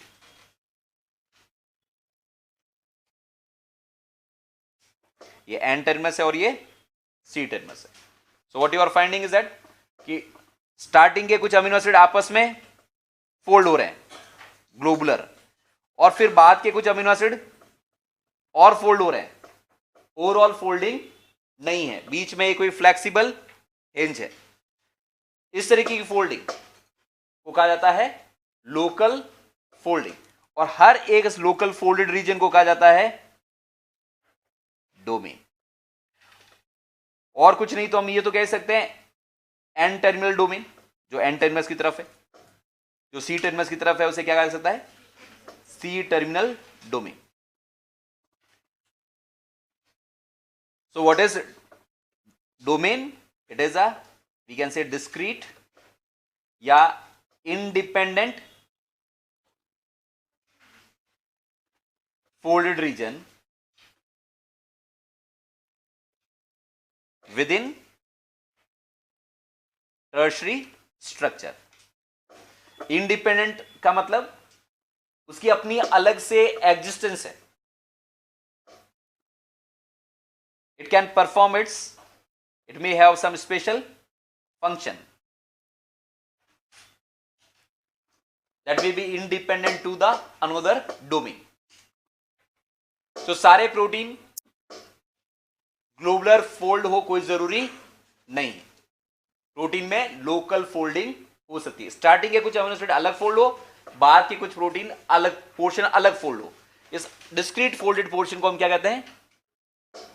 डोमेन्स. जैसे ये बात आप काफी चीजें कौन पढ़ कई बार पढ़ा होगा कि ये कोई ट्रांसलेशन फैक्टर है, ऐसा ड्रॉ कर लेते हैं आप. और ऐसा ड्रॉ करने का मतलब इसमें से हो सकता है एक डोमेन डीएनए के साथ जाकर इंटरेक्ट करे तो उसे क्या कह दिया जाएगा? इस डोमेन को डीएनए बाइंडिंग डोमेन. और हो सकता है ये अगर एक्टिवेटर है तो एक्टिवेशन का काम करे, और रिप्रेसर है तो रिप्रेशन का, तो उसको एक्टिवेटर डोमेन कहा जा सकता है या रिप्रेसर डोमेन कहा जा सकता है. और इंडिपेंडेंट का मतलब इसको बीच में से कट भी कर दें तो अभी डीएनए बाइंडिंग डोमेन अपना काम करेगी. लेकिन डीएनए बाइंडिंग डोमेन के बाइंड होने के बाद जो आगे काम होना चाहिए था वह अब काम नहीं होगा. अगर एक्टिवेशन करना तो एक्टिवेशन नहीं होगा, क्योंकि एक्टिवेशन करने के लिए एक अलग डोमेन की रिक्वायरमेंट थी जो इसके साथ में लगी हुई थी. So domain is independent, a discrete region within a tertiary structure which has its own independent existence and function. तो इसे क्या कहा गया? ये डोमेन 1 हो गई, ये डोमेन 2 हो गई. यूकैरियोट्स में domain concept is quite common. आपको ऐसी चीजें कई जगहों पर देखने को मिलेगी कि आप कहेंगे this is a ligand binding domain, ऐसा कुछ ड्रॉ कर लेंगे, लिगेंड बाइंडिंग डोमेन. फिर कहेंगे ये ट्रांस मेम्ब्रेन डोमेन, और फिर कहेंगे ये साइटोसोलिक डोमेन जिसमें एंजाइमेटिक एक्टिविटी है. तो प्रोटीन तो एक है, ग्लोबुलर प्रोटीन भी है, पर इसमें कितनी डोमेन हो गई? 3 डोमेन. और तीनों डोमेन का अलग अलग काम है. Ligand binding domain will interact with the ligand, और एंजाइमेटिक डोमेन का काम है कि वो सबस्ट्रेट को किसमें कन्वर्ट करे? प्रोडक्ट में कन्वर्ट करें. अगर आप इस पोर्शन को कट भी कर दें तो लिगेंड बाइंडिंग नहीं होगी, बाकी सारा काम कराया जा सकता है. या इसको कट कर दें तो लिगेंड बाइंड होगा, लेकिन आगे जो एंजाइमेटिक एक्टिविटी होनी चाहिए वह नहीं होगी. मतलब ऐसा नहीं कि दूसरा डोमेन कट गया तो वो पीछे जो डोमेन बचा वो अपना काम नहीं करेगा. वो डोमेन अभी भी अपना काम करेगा. डीएनए बाइंडिंग डोमेन है तो अपना डीएनए के साथ बाइंड करेगा, लिगेंड बाइंडिंग डोमेन है तो अपना लिगेंड के साथ बाइंड करेगा, लेकिन उसके बाद क्या काम होना है वो नहीं होगा. तो आगे हम पढ़ेंगे तो और क्लियर हो जाएगा कि इवोल्यूशन के दौरान मल्टी प्रोटीन की बजाय मल्टी डोमेन कंसेप्ट इवोल्व हुआ है. मल्टी प्रोटीन का मतलब एक प्रोटीन पहले रखो, आप प्रोटीन ए रखो, प्रोटीन बी यहां रखो, प्रोटीन सी यहां रखो. प्रोटीन ए जिसके लिगेंड बाइंड होगा, उसके साथ प्रोटीन बी इंटरेक्ट हुआ, उसके साथ प्रोटीन सी नीचे से आकर बाइंड होता है और फिर सिग्नलिंग होती है. प्रोसेस स्लो होगा क्योंकि हमें ए के साथ बी को एसोसिएट कराना है, बी के साथ सी को एसोसिएट कराना है. इससे अच्छा क्यों ना जीन ए, बी और सी को ही आपस में इवोल्यूशन में फ्यूज करा दिया जाए. तो अब 3 जीन की बजाय, पर क्योंकि जीन ए की सीक्वेंस भी वहीं पर है, वो अपनी अलग फोल्ड करेगी. जीन बी की सीक्वेंस कुछ अलग फोल्ड, जो बीच में स्टॉप कोडॉन हट गए उनकी वजह से फ्लेक्सिबल हिंज बन जाएगा. फिर तीसरा जो जीन है उसकी भी एक अलग पॉलीपेप्टाइड सीक्वेंस, पर क्योंकि बीच में स्टॉप कोडॉन नहीं है इसलिए वो किससे जुड़े होंगे? फ्लेक्सिबल हिंज से. तो 3 अलग अलग प्रोटीन भी है और एक प्रोटीन भी है. अब उनको 3 अलग अलग प्रोटीन कहने की बजाय हम क्या करें? Single protein but having a 3 different domains. कभी ये 3 अलग अलग प्रोटीन रहे होंगे, पर अब ये 3 प्रोटीन की बजाय आपस में लिंक हो गए हैं. अब उसको हम कह रहे हैं single protein but having a 3 different domain. ऐसा करने पर प्रोसेस को बेटर रेगुलेट किया जा सकता है. नहीं तो पहले कोई एक प्रोटीन जाकर डीएनए के साथ बाइंड होता, फिर दूसरा प्रोटीन को लगता है अच्छा वो बाइंड हो गया, वो डिफ्यूज करता है इधर और फिर टकराता है दूसरा, फिर वो आरएनए पॉलीमरेज को एक्टिवेट करता है।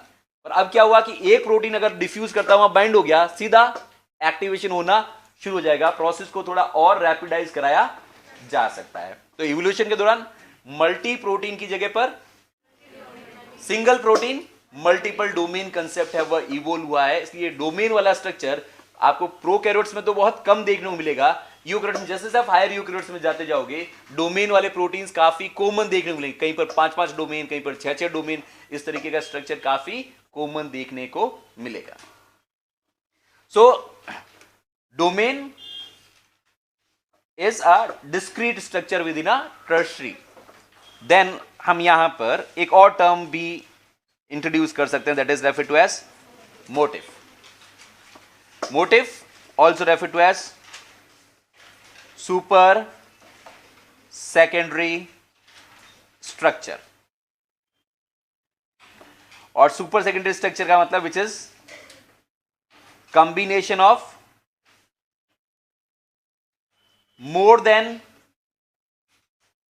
one secondary structure, तो उसे क्या कहा जाएगा? मोटिव। यानी सिंपली आपने कहा अल्फा हेलिक्स, तब तक क्या है? Secondary structure. और आपने इस तरीके का स्ट्रक्चर बना लिया तो ये जिसमें 4 अल्फा हेलिक्स है, 5 टर्न है, 3 बीटा शीट है और कुछ पोर्शन रैंडम है, तो ये स्ट्रक्चर क्या हो गया? ये तो सेकेंडरी स्ट्रक्चर था, अब ये क्या स्ट्रक्चर हो गया? Tertiary structure. Tertiary structure it include all secondary structure. पर आप सिर्फ इस पोर्शन के बारे में बात करना चाहते हो कि मैं सिर्फ I am interested in only this portion of the protein, एक अल्फा हेलिक्स, टर्न और फिर अल्फा हेलिक्स, बाकी में मतलब आप सिर्फ इस इतने से रीजन में इंटरेस्टेड हो, बाकी रीजन में इंटरेस्टेड नहीं हो, जिसे सेकेंडरी स्ट्रक्चर तो नहीं कहा जा सकता, क्योंकि सेकेंडरी स्ट्रक्चर तो सिर्फ इतना सा होता तो सेकेंडरी स्ट्रक्चर होता। It is a combination of more than one secondary structure, that is there is one helix, then what you are observing is one turn and another you are observing a helix. उसके साथ और भी helix, turn, helix, beta sheet, helix, turn, random, helix, ऐसा सब कुछ कर लेते तो फिर वो स्ट्रक्चर क्या हो जाता? टर्शरी हो जाता। पर आप पूरे स्ट्रक्चर को फोकस ही नहीं कर रहे हो, उस प्रोटीन का एक आपके हिसाब से जो बहुत इंपॉर्टेंट रीजन है उसको फोकस कर रहे हो, और आपके हिसाब से जो इंपॉर्टेंट रीजन है it is a combination of more than one secondary structure, this would be refer to as a motif. So motif it do not have its independent existence, उसकी कोई इंडिपेंडेंट एग्जिस्टेंस नहीं है, एक से ज्यादा secondary structure का combination है उसकी, लेकिन उसकी कोई ये टर्शियरी स्ट्रक्चर के अंदर से ही जूम कर आपने एक हिस्सा निकाल कर कहा कि ये मेरे हिसाब से काम का है। यानी फॉर एग्जांपल कि कोई डोमेन की भी बात कर लें तो क्या पूरा डोमेन डीएनए के साथ बाइंड होगा? या मान लें ये पेन है और ये हाथ है, तो पूरा हाथ बाइंड होता है क्या पेन के साथ? हो सकता है ये वाला पोर्शन काफी इंपॉर्टेंट हो, which may have one finger, then that turn, then another finger, that may be, yeah, this may be one helix, this may be turn, and this may be helix, this may be very important for holding the pen। जबकि पूरा portion यहाँ पर यहाँ से यहाँ तक क्या हो गया? डोमेन। अगर मेरा अंगूठा तोड़ दो तो फिर मैं पेन नहीं चला पाऊंगा, बाकी का पोर्शन कितना भी बढ़िया क्यों ना हो। तो एक्चुअली उस डोमेन में कौन सा काम का हिस्सा, तो आप कहोगे एक अल्फा हेलिक्स है, फिर वापस ये अल्फा हेलिक्स है और फिर ये टर्न है, ये काम का है, ये सबस्ट्रेट के साथ बाइंड होता है या ये डीएनए के साथ बाइंड होता है या जो कुछ भी इसका फंक्शन है, इट इज ड्यू टू, या एंटीजन के साथ इंटरेक्ट करता है, उस पोर्शन को जो काम का पोर्शन है उसके लिए we use a term motif, because it is not a combination. सिर्फ एक अल्फा हेलिक्स, एक अंगूठा होता तो हम कहते हैं कौन रिस्पॉन्सिबल है? Alpha helix. पर एक अंगूठे से काम जनरली होता नहीं है, चाहे सबस्ट्रेट के साथ बाइंड करना हो, चाहे एंटीजन के साथ बाइंड करना हो, या चाहे डीएनए के साथ बाइंड होना हो। Often you will find that recognization is more than, it is by more than one secondary structure, and if it is more than one secondary structure, instead of using term secondary structure you will use a term motive. So motive is a super secondary structure, it is a combination of more than one secondary structure। इसकी कोई independent existence नहीं है कि मेरा अंगूठा और अंगुली इससे अलग नहीं है, ये डोमेन का ही हिस्सा है, पर ये सबसे इंपॉर्टेंट हिस्सा है फंक्शनल रोल के हिसाब से, उसे क्या कहा जाता है? मोटिव कहा जाता है। सो अगेन आप मॉलिक्यूलर बायोलॉजी में कई तरीके के मोटिव पढ़ेंगे, जैसे हेलिक्स टर्न हेलिक्स एक मोटिफ हो गया, आप पढ़ेंगे ल्यूसीन जिपर एक अलग तरीके का मोटिफ है, या सिंपल सा मोटिफ हो सकता है हेयरपिन मोटिफ। यानी हेयरपिन मोटिफ क्या हो गया, हेयरपिन तो आप सब जानते हैं, ये बीटा शीट और ये टर्न, ये कौन सा मोटिव हो गया, हेयरपिन, जिसमें 2 बीटा शीट है और एक टर्न है। तो इसको हम सेकेंडरी स्ट्रक्चर क्यों नहीं करें, क्योंकि it is combination of more then 1 secondary structure, because this is beta sheet, this is also beta sheet. हालांकि आप चाहें तो थोड़ा और अगर डिजाइनर बनाना चाहते हैं तो आप ऐसा बना सकते हैं, आपको कोई रोकता नहीं है, हेयरपिन को डिजाइनर भी बना सकते हैं, ऐसा मोर एक्यूरेटली ऐसा स्ट्रक्चर हो जाएगा, ठीक है। Beta sheet and this structure would be referred to as turn. Ramachandran plot से आप सुपर सेकेंडरी स्ट्रक्चर के बारे में पता नहीं करते हैं, रामाचंद्रन प्लॉट से आप पता कर सकते हैं कि बीटा टर्न है या अल्फा हेलिक्स है, आप उससे यह पता नहीं कर सकते कि beta turn alpha helix beta turn बनाएगा। उसके लिए तो आपके पास सभी अमीनो एसिड की सीक्वेंस होनी चाहिए। यानी आपके पास का 5 वैल्यू माइनस मान लें -57 है और साई वैल्यू -47 है, तो आप प्रिडिक्शन किसके बारे में कर रहे हैं, सेकेंडरी के बारे में या सुपर सेकेंडरी के बारे में। आप ये थोड़ी करोगे इससे हेलिक्स टर्न हेलिक्स बन जाएगा, नहीं, आप इससे क्या कह सकते हो, क्या बनेगा, alpha. Means you can predict only about the secondary structure. ये किसी अमीनो एसिड की 5 साई वैल्यू या स्ट्रेच की 5 साई वैल्यू दे रखी है, तो उससे आप सिर्फ किसके बारे में प्रेडिक्शन कर सकते हैं, सेकेंडरी स्ट्रक्चर के बारे में।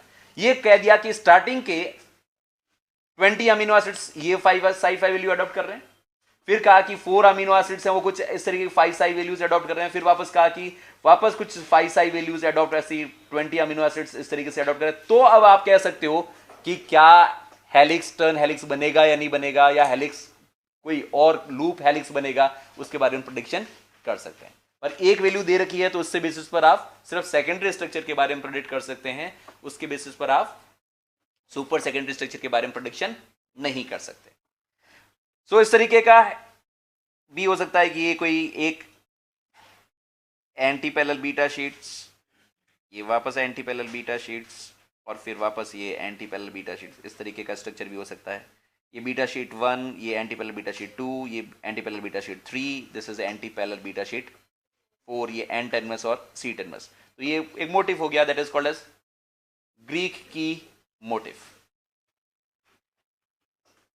तो इस तरीके के कुल मिलाकर जहां कहीं पर भी एक से ज्यादा सेकेंडरी स्ट्रक्चर हो पर सारे सेकेंडरी स्ट्रक्चर ना हो, तब तक उसे क्या कहा जाएगा, मोटिव। अगर सारे सेकेंडरी स्ट्रक्चर आ गए तो फिर तो वो टर्शियरी स्ट्रक्चर हो ही गया। सारे सेकेंडरी स्ट्रक्चर्स आपने एक साथ इंक्लूड कर लिए, then it would be referred to as a tertiary structure, but you are focusing on few of the secondary structure which is important from your point of view, then it would be referred to as motive. So let's say ये कोई polypeptide chain है, हमारा mobile charger, ये mobile charger है, ये कोई flexible hinge है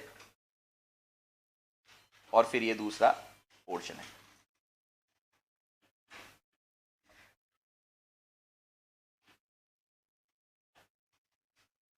So now you can say that this is a domain 1 and this is domain 2 linked by a hinge region, and this is a one complete polypeptide chain, intact polypeptide chain having a 2 different domains.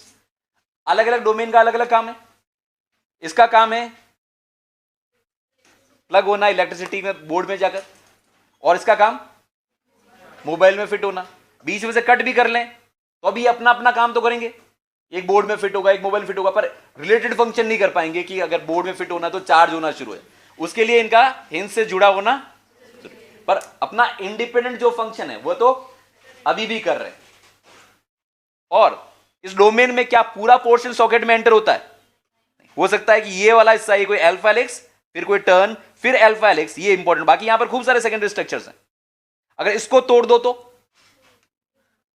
अब charger कोई काम का नहीं, क्योंकि इसमें से functional importance वाली वो 3 पिने हैं, उसको तोड़ दो, बाकी का डोमेन कितना भी इंटैक्ट है तो हो सकता है अब चार्जर आपके लिए काम, क्योंकि रिकॉग्नाइजेशन करने का काम कौन कर रहा है, ये 3 पिंस कर रही है।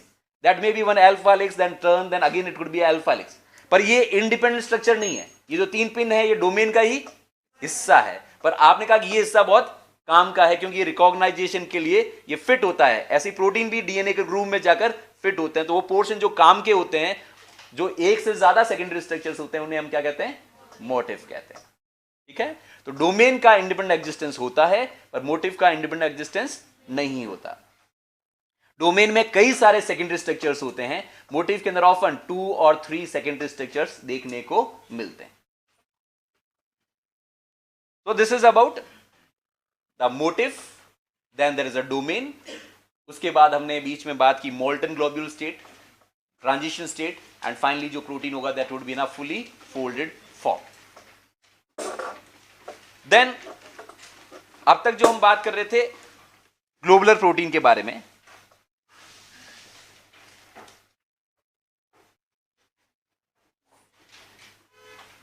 जितने भी ग्लोबुलर प्रोटीन हैं उन सब के अंदर एक बात कॉमन होगी कि पेरिफेरी पर हमेशा पोलर अमीनो एसिड्स होंगे और कोर के अंदर नॉन पोलर होंगे। एंड स्ट्रक्चर को कहा हमने टर्शियरी स्ट्रक्चर। और ऐसे प्रोटीन कौन होंगे जिनको भी कोई फंक्शनल रोल प्ले करना है, चाहे उसे एंजाइम की तरह काम करना है, कोई इम्यून फंक्शन करना है, सिग्नलिंग करनी है प्रोटीन को, कोई ट्रांसलेशन फैक्टर की तरह काम करना है, यानी कुछ भी ऐसा काम जिसके लिए उसको मूव करना पड़ेगा इधर से उधर, तो फिर उस कंडीशन में वो पानी से दुश्मनी तो ले नहीं सकता। प्रोटीन को कैसा होना पड़ेगा? ग्लोबुलर, क्योंकि अगर बाहर की तरफ वो नॉन पोलर रख देगा तो पानी उसको सबको क्या कर देगा, एक जगह पर एग्रीगेट कर देगा। तो जितने भी एंजाइम्स हैं सारे ग्लोबुलर होते हैं, एंटीबॉडी सारी ग्लोबुलर होती है, जितने भी ग्रोथ फैक्टर है ग्लोबुलर होते हैं, जितने भी हार्मोन्स हैं वह ग्लोबुलर होते हैं, जितने भी साइटोसोलिक एंजाइम्स हैं वो भी सारे सारे globular. Albumin globular protein, myosin globular protein, antibody globular protein, cytochrome C globular protein, सभी फंक्शनल रोल प्ले करने वाले कैसे प्रोटीन होंगे? ग्लोबुलर, जिनका अंदर नॉन पोलर होगा और बाहर पेरिफेरी पर, ऐसे सारे प्रोटीन्स ग्लोबुलर कहलाते हैं। जो किसके साथ इंटरेक्ट कर रहे होंगे? व्हाट? ये ग्लोबुलर प्रोटीन और ये कोई दूसरा ग्लोबुलर प्रोटीन। ये कोई प्रोटीन ए हो सकता है, ये कोई प्रोटीन बी हो सकता है, जिसकी पेरिफेरी पर पोलर है और कोर के अंदर नॉन पोलर। सो हर पॉलीपेप्टाइड चेन का फाइनल स्ट्रक्चर क्या होता है? That is tertiary structure. But if the two tertiary structure they have some compatibility, यहां पर acceptor ग्रुप है, सपोज यहां पर डोनर ग्रुप है, यहां पर कोई प्लस है और यहां पर माइनस है, और ऐसे दो गलती से टकरा गए और टकराने के बाद एक दूसरे से अलग ही नहीं हो पाए, तो अब क्या कहेंगे हम इसका? Higher level structure. अब फाइनल लेवल स्ट्रक्चर क्या हो गया? Quaternary structure. हर पॉलीपेप्टाइड का फाइनल स्ट्रक्चर तो क्या होता है? टर्शरी ही होता है। पर अगर दो टर्शरी स्ट्रक्चर आपस में टकराए और वापस अलग ही ना हो पाए, हमेशा साथ ही रह जाए, तो अब उनका फाइनल स्ट्रक्चर क्या हो जाएगा? क्वाटरनरी।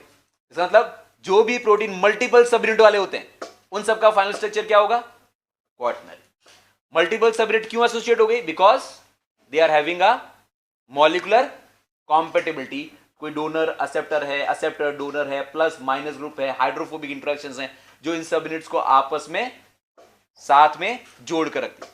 सो ज्यादातर प्रोटीन का फाइनल स्ट्रक्चर टर्शरी ही होता है, क्योंकि उनके साथ कोई दूसरा सब यूनिट दोस्ती ही नहीं करता, और कोई दोस्ती नहीं करेगा तो फाइनल स्ट्रक्चर कैसा होगा? टर्शरी। लेकिन अगर दो सब यूनिट्स आपस में आ गए, डिफ्यूजन होकर स्ट्राइक हुए और वापस अलग नहीं हो पाए, तो अब फाइनल स्ट्रक्चर क्वाटरनरी। तो क्वाटरनरी स्ट्रक्चर्स में there is 2 or more subunit, then final structure would be referred to as quaternary. Single subunit में जितने भी होंगे वह उनका फाइनल स्ट्रक्चर क्या होगा? टर्शरी।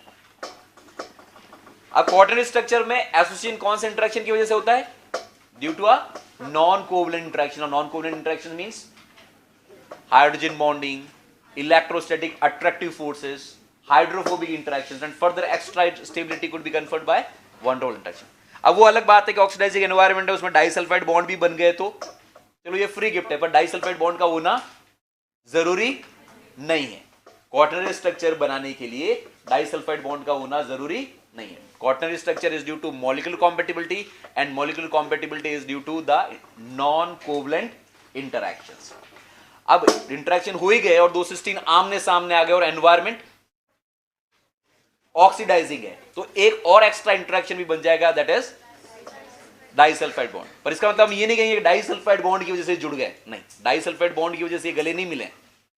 डाइसल्फाइड बॉन्ड तो क्या कर रहा है, इनको और इसके इंटरैक्शन को स्टेबलाइज कर रहा है. तो फिर ये दो टर्शियरी स्ट्रक्चर आपस में इंटरेक्ट क्यों हुए, तो इंटरैक्शन के लिए वही सारे नॉन कोवलेंट, किधर किधर कोई डोनर ग्रुप रहा होगा, सामने एक्सेप्टर रहा होगा, कोई यहां पर हाइड्रोफोबिक तो सामने हाइड्रोफोबिक रहा होगा, प्लस रहा होगा तो माइनस रहा होगा, इसलिए ये आपस में आकर इंटरेक्ट करते हैं. So extra stability could be conferred by disulphide bonds और covalent bonds. Otherwise the interactions is due to the non covalent interactions. Tertiary structure तक हमने कहा हाइड्रोफोबिक इंटरैक्शंस, और क्वाटरनरी स्ट्रक्चर में आते ही हम सारे नॉन कोवलेंट वापस लेकर आ गए. प्राइमरी स्ट्रक्चर में कोवलेंट बॉन्ड, सेकेंडरी स्ट्रक्चर के अंदर that is hydrogen bonding, tertiary hydrophobic, और फोर्थ में कि हमें पता नहीं कौन सा करेगा, वो डिपेंड करता है कि दो प्रोटीन में डोमिनेंट रोल कौन प्ले कर रहा है. हाइड्रोफोबिक भी रोल प्ले कर सकता है, हाइड्रोजन बॉन्डिंग भी रोल प्ले कर सकता है, और हाइड्रोफोबिक, हाइड्रोजन बॉन्डिंग और इलेक्ट्रोस्टैटिक. वी डोंट नो, इसलिए we say that all non covalent interactions may be responsible for bringing these two or more subnets together. कि दो सबनेट पास में क्यों आई, तीन सबनेट पास में क्यों आ गई, चार सबनेट पास में क्यों आ गई, वह इस बात पर डिपेंड करता है कि उनमें मॉलिक्यूलर कॉम्पेटिबिलिटी होनी चाहिए. फॉर एग्जांपल मायोग्लोबिन जो ऑक्सीजन कैरियर प्रोटीन है वो सिंगल सबनेट का है, और हीमोग्लोबिन सबने पढ़ा है आज तक, कितनी सबनेट का है, there are two alpha subunits and there are two. तो क्या वो डाइसल्फाइड बॉन्ड से जुड़ी हुई है, ये डाइसल्फाइड बॉन्ड बनाते हैं क्या वहां पर, नहीं. There are two alpha subunits and there are two beta subunits. And why these two alpha subunits and two beta subunits they are interacting with each other? Because there is a molecular compatibility. जैसे आप कहते हैं bacterial RNA polymerase is composed of two alpha, one beta dash subunit, और एक omega और आकर लग सकती है. तो क्या ये सारी सबनेट को डाइसल्फाइड बॉन्ड से जुड़ी हुई है, नहीं. सारी सारी कैसे एसोसिएट है, through a non covalent interaction. ऐसा आरएनए पॉलीमरेज बनाते हैं ना, उसमें कितनी सबनेट होती है, तो हम क्या कहते हैं, there are two alpha subunits, there are two betas, one beta dash subunit, one omega subunit. जैसे इस न्यूक्लियोसोम का कोर बनाएंगे, तो न्यूक्लियोसोम के कोर में हम क्या बनाएंगे, 2H2A subnet, 2H2B subnet, 2H3 subnet and 2. तो क्या कोवलेंट बॉन्ड से जुड़ रहे हैं वो, नहीं. सारे इंटरेक्शंस कैसे हैं, नॉन. पहले H3H4 के साथ ही जुड़ेगा, और H2A H2B के साथ, और एक बार ये आपस में जुड़े तो फिर डाइमर आपस में जुड़कर क्या बना सकते हैं, टेट्रामर, और फिर दो टेट्रामर क्या बना सकते हैं, एक ऑक्टामर.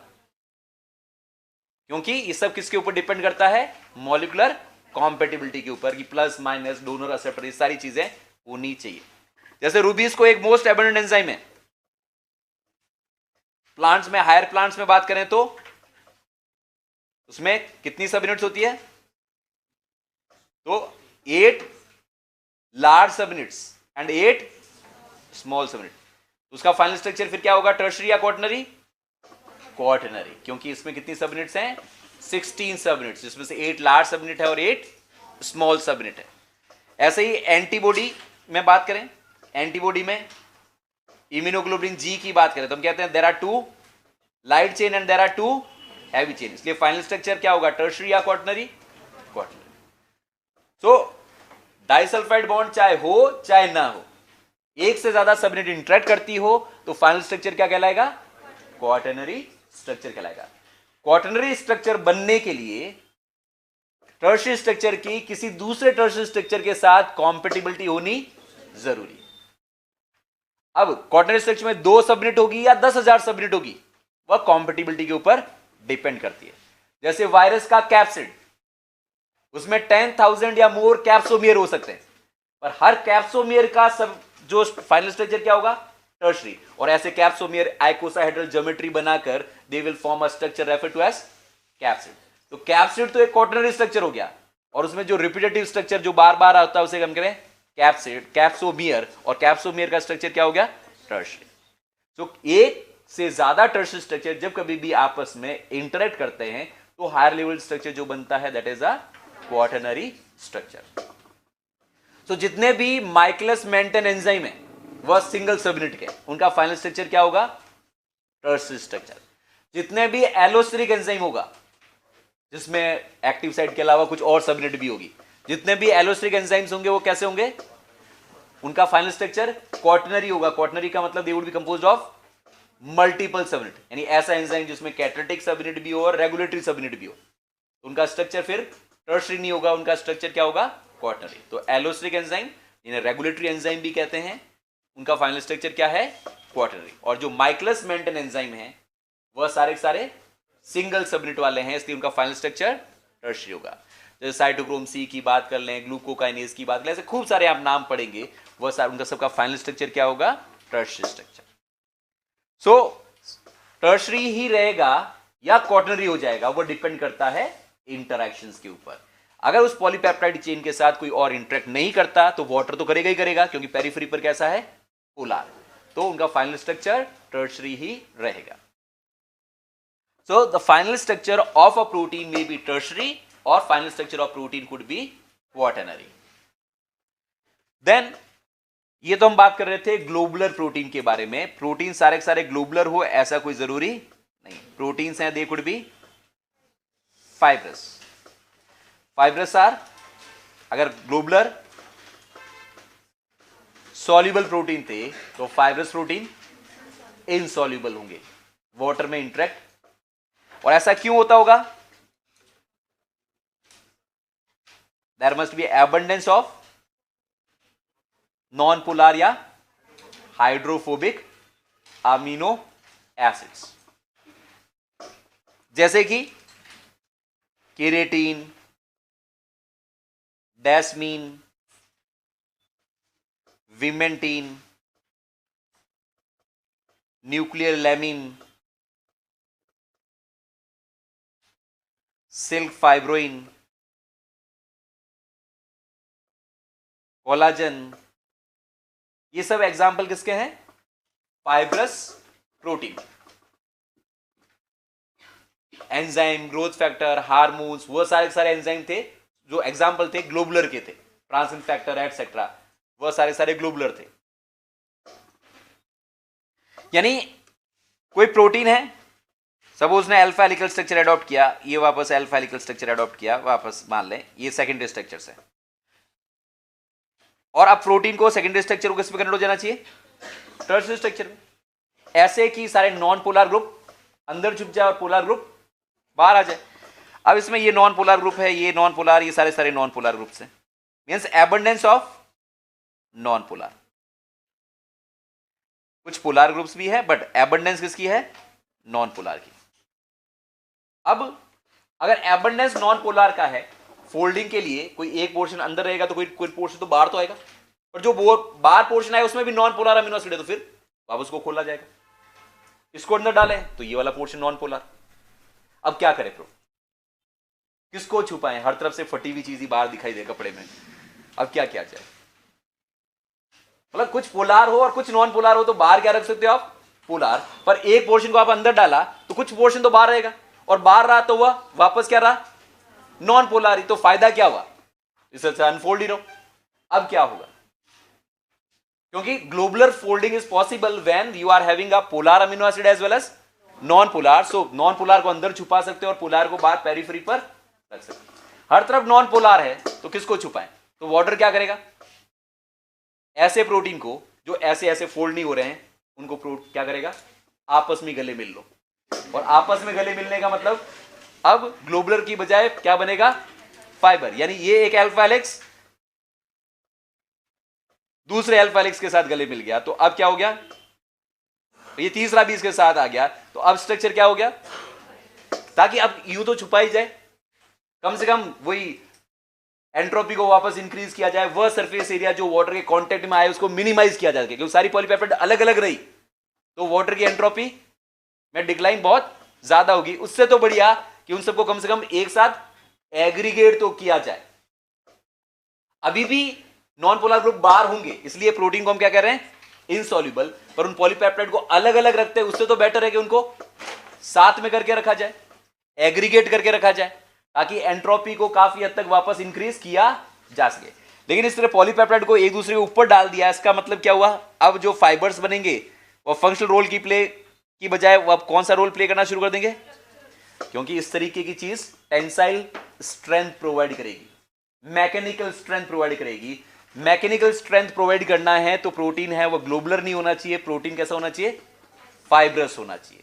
तो ये जितने भी प्रोटीन्स हैं आप देखेंगे कहीं ना कहीं पर किसी न किसी तरीके से मैकेनिकल स्ट्रेंथ प्रोवाइड कर रहे होंगे, ये स्ट्रक्चर के लिए रिस्पॉन्सिबल होंगे।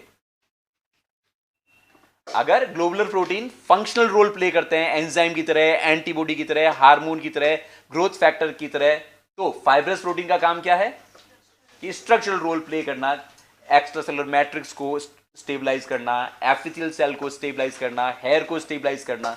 यानी हमारा स्किन इतना हार्ड क्यों है, इसके ऊपर ऐसे अंगुली रगड़े वो डैमेज ही नहीं हो रहा, जबकि अंदर की तरफ आप डैमेज करो, आप एक बार हाथ में सारे सेल्स आ जाएंगे, क्यों, क्या फर्क है, ये स्किन सेल इतने हार्ड क्यों है, इसके अंदर डेफिनेटली फाइब्रस प्रोटीन की अमाउंट ज्यादा होनी चाहिए। अपने हेयर इतने टफ क्यों है कि ऐसे कितना भी मालिश करो वो सेल रप्चर नहीं होगा, क्योंकि उसमें क्या होना चाहिए, ऐसे प्रोटीन्स की अमाउंट ज्यादा होनी चाहिए। जहां कहीं पर भी टेंसाइल स्ट्रेंथ ज्यादा चाहिए वहां पर फाइब्रस प्रोटीन की अमाउंट हमेशा ज्यादा देखने को मिलेगी।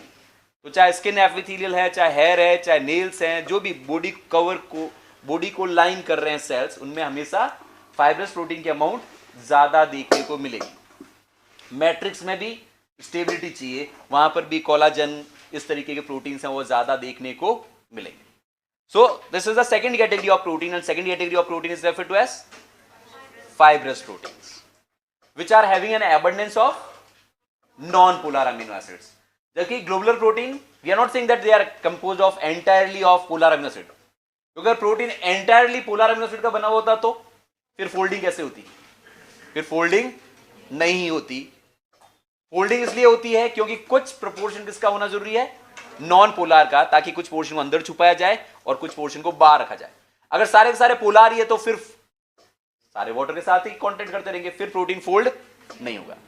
सो it would be very hypothetical कि the protein is composed of all polar amino acids. Most often is that protein has polar as well as non polar. Proportion of non-polar amino acid may be higher, and if it is higher, then the protein would be fibrous. If it is 50-50, then the folding could be a globular type. So this is about the fibrous protein. Fibrous protein का structure के बारे में हम कल example लेंगे दो, एक हम केराटिन प्रोटीन का example लेंगे और दूसरा हम कोलाजन प्रोटीन का example लेंगे कि उनका structure कैसे बना हुआ है।